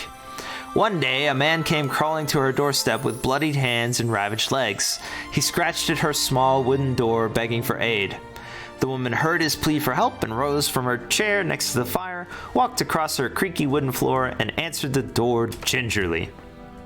When she saw the state of her unexpected visitor, she grabbed hold of the man and pulled him inside of her cabin, sat him next to the fire, gathered water from her well, and prepared food from her storage in an attempt to nurse him back to health. After he had eaten and drank until his belly was full and he was able to talk without struggling to breathe, he told her that he had been attacked by a pack of wolves in the forest and that he feared his legs were too damaged to continue on his journey. He also mentioned that he had to get through the woods by tomorrow evening, or else he would miss his delivery for the king and would surely be tossed into prison or worse. So the old woman went to her cupboard and reached for her prized possession, a golden goblet wrapped in silken cloth that helped keep it hidden away. She grabbed another cup for the man and placed it within the palms of his hands. As she tilted the goblet, a mystical liquid surged forth, filling the man's cup. The woman told the man to drink, and he obeyed. Within moments, the man's wounds had fully healed as if no harm had befallen him. In disbelief, the man leapt into the air, joyously celebrating the occasion and thanking the woman with all of his heart. The woman told the man that he must leave now if he were to make his delivery date on time, but not say a word to anyone about what had transpired in the woods. The man agreed. Of course he did. And then later he's gotta frickin' pay. Or she's got to pay up with water again and again and again until there's almost nothing left. Not a week later, the woman was watering her garden. A young maiden came galloping up to the woman's house on horseback. She leapt from her horse and carried a child tenderly in her arms. The old woman looked puzzled until the maiden spoke. "Are you the woman of the woods? The one with the magical goblet?" came a shrill voice from the unknown visitor. The old woman's heart sunk deep within her chest at the sound of the maiden's question. "My daughter is gravely ill and will surely die without your aid," the maiden pleaded with tears in her eyes. The old woman was so angry that the man had broken his promise and shared the secret she kept so well hidden, but there was no time for anger and resentment in such a dire time like this. The child looked sickly and her breath was shallow. Death was nearing, and they had to act quickly if they were going to save her. So the woman beckoned the maiden into her home as she retrieved her goblet once more. She grabbed a wooden cup from her cupboard and poured the mystical liquid from the goblet until the cup was full and put it to the child's lips. As the child drank, within moments, she sprung to life, healthier than she had ever been. The maiden thanked the woman profusely, and all the old woman said in return was this: "Do not tell anyone what transpired on this day. Do not tell anyone of the goblet." The maiden agreed and promised that she wouldn't. A month went by without word from the man or the maiden. No visitors had come until one day in the middle of winter, caravans approached. Out from the caravans, sickly people flooded on the ground surrounding the old woman's cabin, coughing and wheezing and begging for aid. The plague had struck. Hundreds had fallen ill, and many more were dying. The old woman was so incredibly furious that the promises had been broken once again, but there was no time for anger or resentment as people needed saving. So the woman retrieved her goblet, gathered all of the wooden cups she had in her home, and poured and poured and poured until every sickly person had been saved.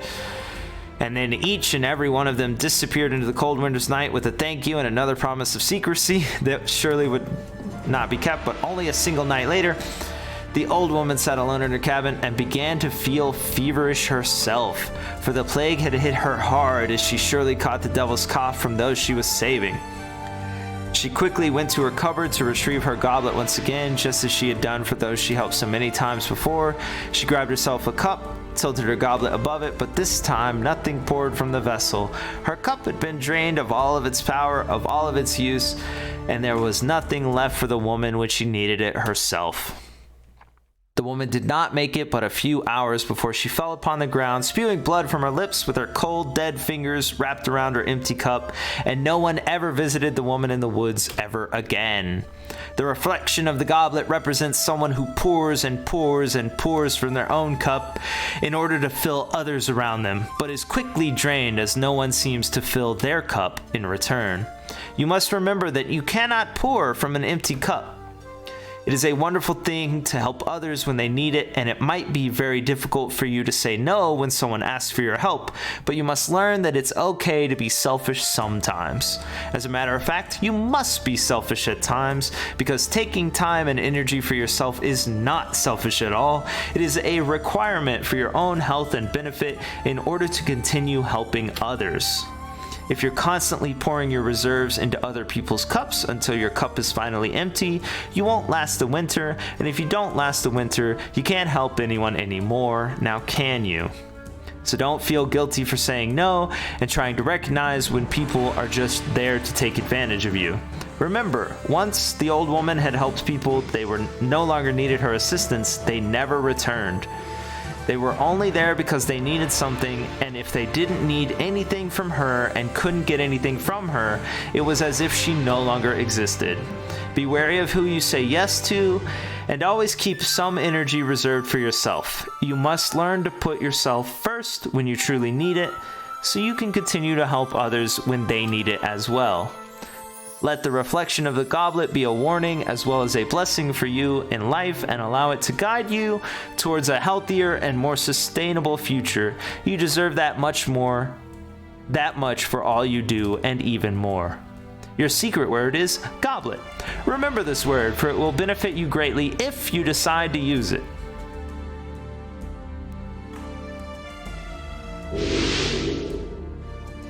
Sometimes the mirror reflects something within your soul, and sometimes the mirror reflects the reverse of what resides inside of you. Alright, let me again be clear.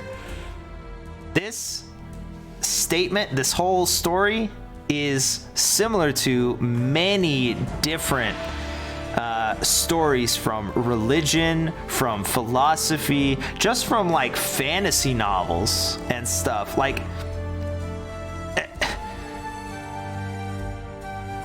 this, if you play this game, or if you seem to agree with what I think, and you get this goblet, you will get this goblet because there are only so many choices you can get. There are not 7 billion, or whatever the current population number is, options here. There are relatively few considering. And if you go to the results of, or go to the reviews in Steam, you will see this word specifically, along with many similar sounding words that sort of show people who they are or whatever. But in the same way that psychics work, in the same way that astrology works, in the same way that your horoscope or predictions or whatever work, they are for entertainment. They cannot truly comprehend the scope of all of reality,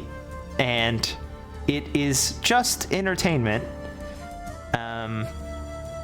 And this game right here is showing copium. Sometimes the mirror reflects something within your soul. Sometimes the mirror reflects the reverse of what resides inside you. It's basically saying, if this game got it wrong, that's the point.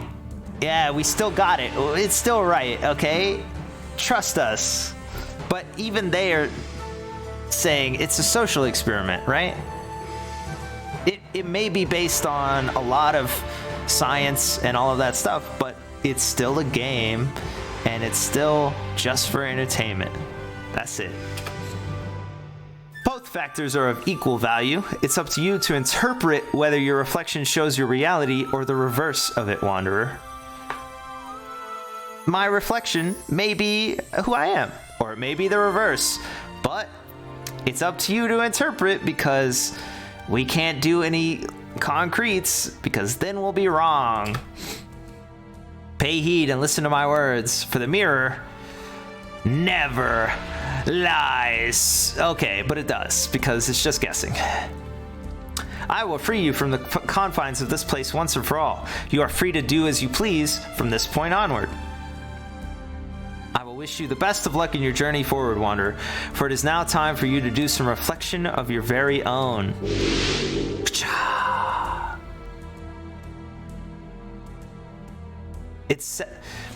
It sets you up to feel relief, even. Like, it shows you all this dark stuff, this horrible imagery, like children's toys covered in blood and pieces of bodies and like broken flowers and pulling the wings off of butterflies and everything you can, like every single step except for probably the oasis is so negative and brutal and stuff, so that at the end you feel this sense of relief. It's even a social experiment just set up to make you feel release or whatever at the end. Like, it's a smart and interesting game, but it's still a game, and it's a setup. You have discovered 1 out of 7 artifacts, 2 out of 8 relics. Great. There are many hidden secrets left for you to uncover, but this journey must end here. Your result has been based on many different variables that may vary with each playthrough dependent on a multitude of factors. There are 5 separate endings to discover and many hidden secrets.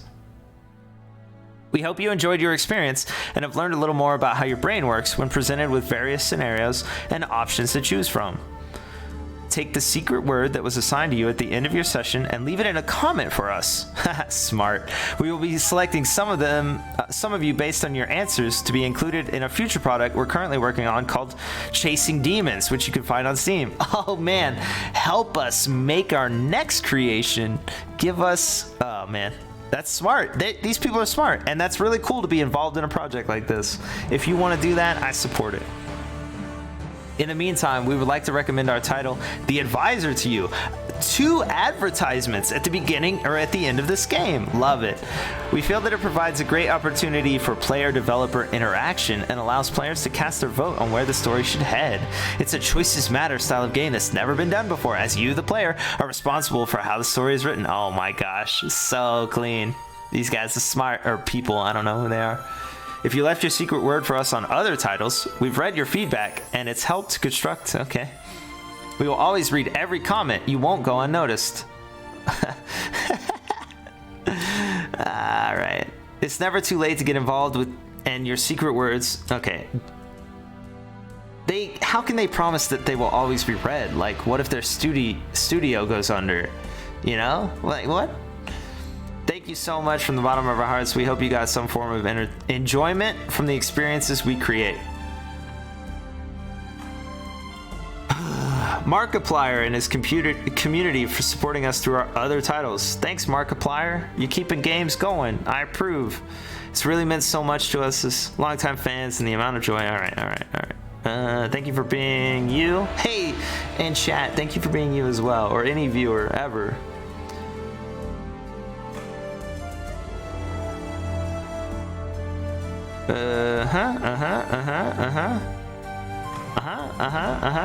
Another advertisement for a Markiplier thing.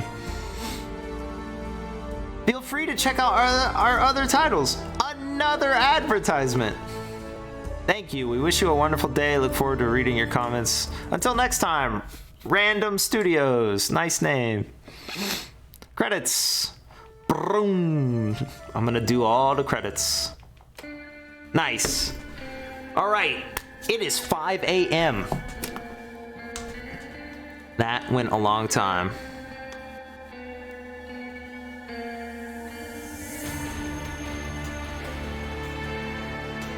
I gotta pee.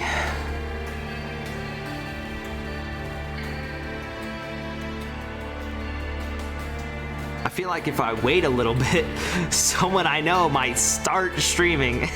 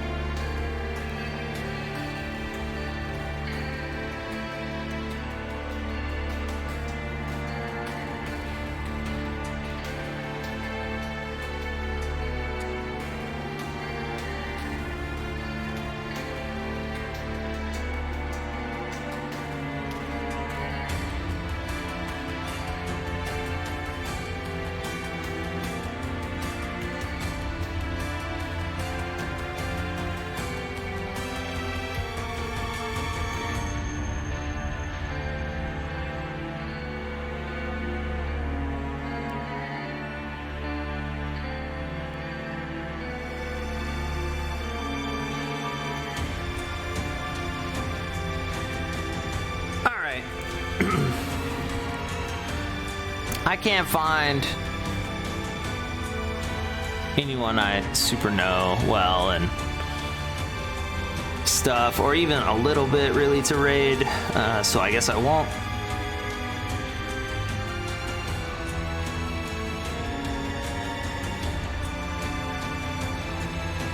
Yep. Thanks for chilling. Yeah. A lot of crazy stuff happened along the way. It's been 15 hours, which I didn't expect, nor did I intend. But I started this and I wanted to finish it, so now I did. Played 6 games for the 6th anniversary. Hooray! Thanks to everyone who came along the way, or came here along the way, came in along the way, whatever. The raids, the follows, people who are subbed, whatever. It's been 6 years. I've been streaming straight nonstop for 2 years. Like every single day, except for one day actually. I really appreciate that. Anybody who watches this video, I guess, and makes it all the way here because it's not cut up, because I am going to like highlight or whatever. Thanks for watching, I guess. As for my thoughts on this game specifically,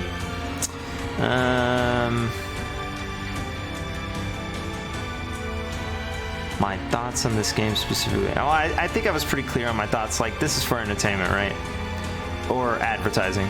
Well, I mean, they wanted to provide an experience and they did, so that's it. And then also, like, evaluation of yourself is really important. Constantly checking in with yourself, checking in with others, not just like blindly going forward. Having your own opinions is great too. Like, if you don't agree with me, that's fine. I think that the world continues to grow and seek new knowledge because we don't agree, as long as we don't agree together.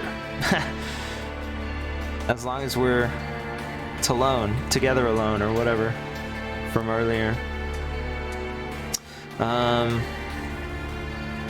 GobTube asked me once in an interview, so I guess it's relevant here. I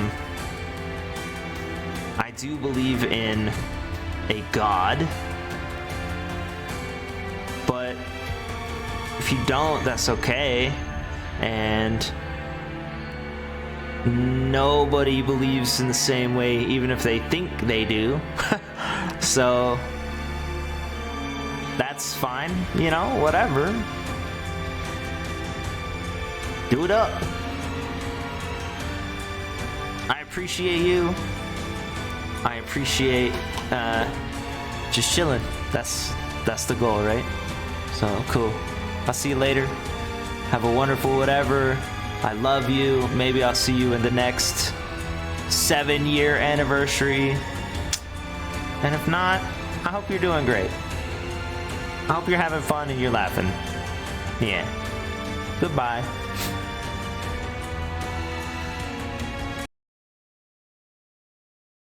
Have hearts.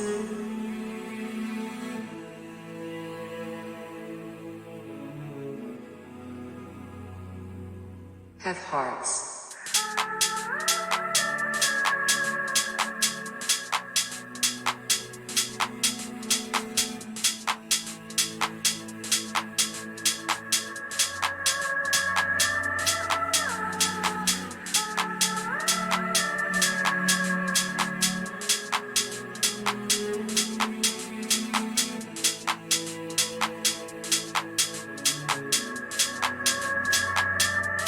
Have hearts.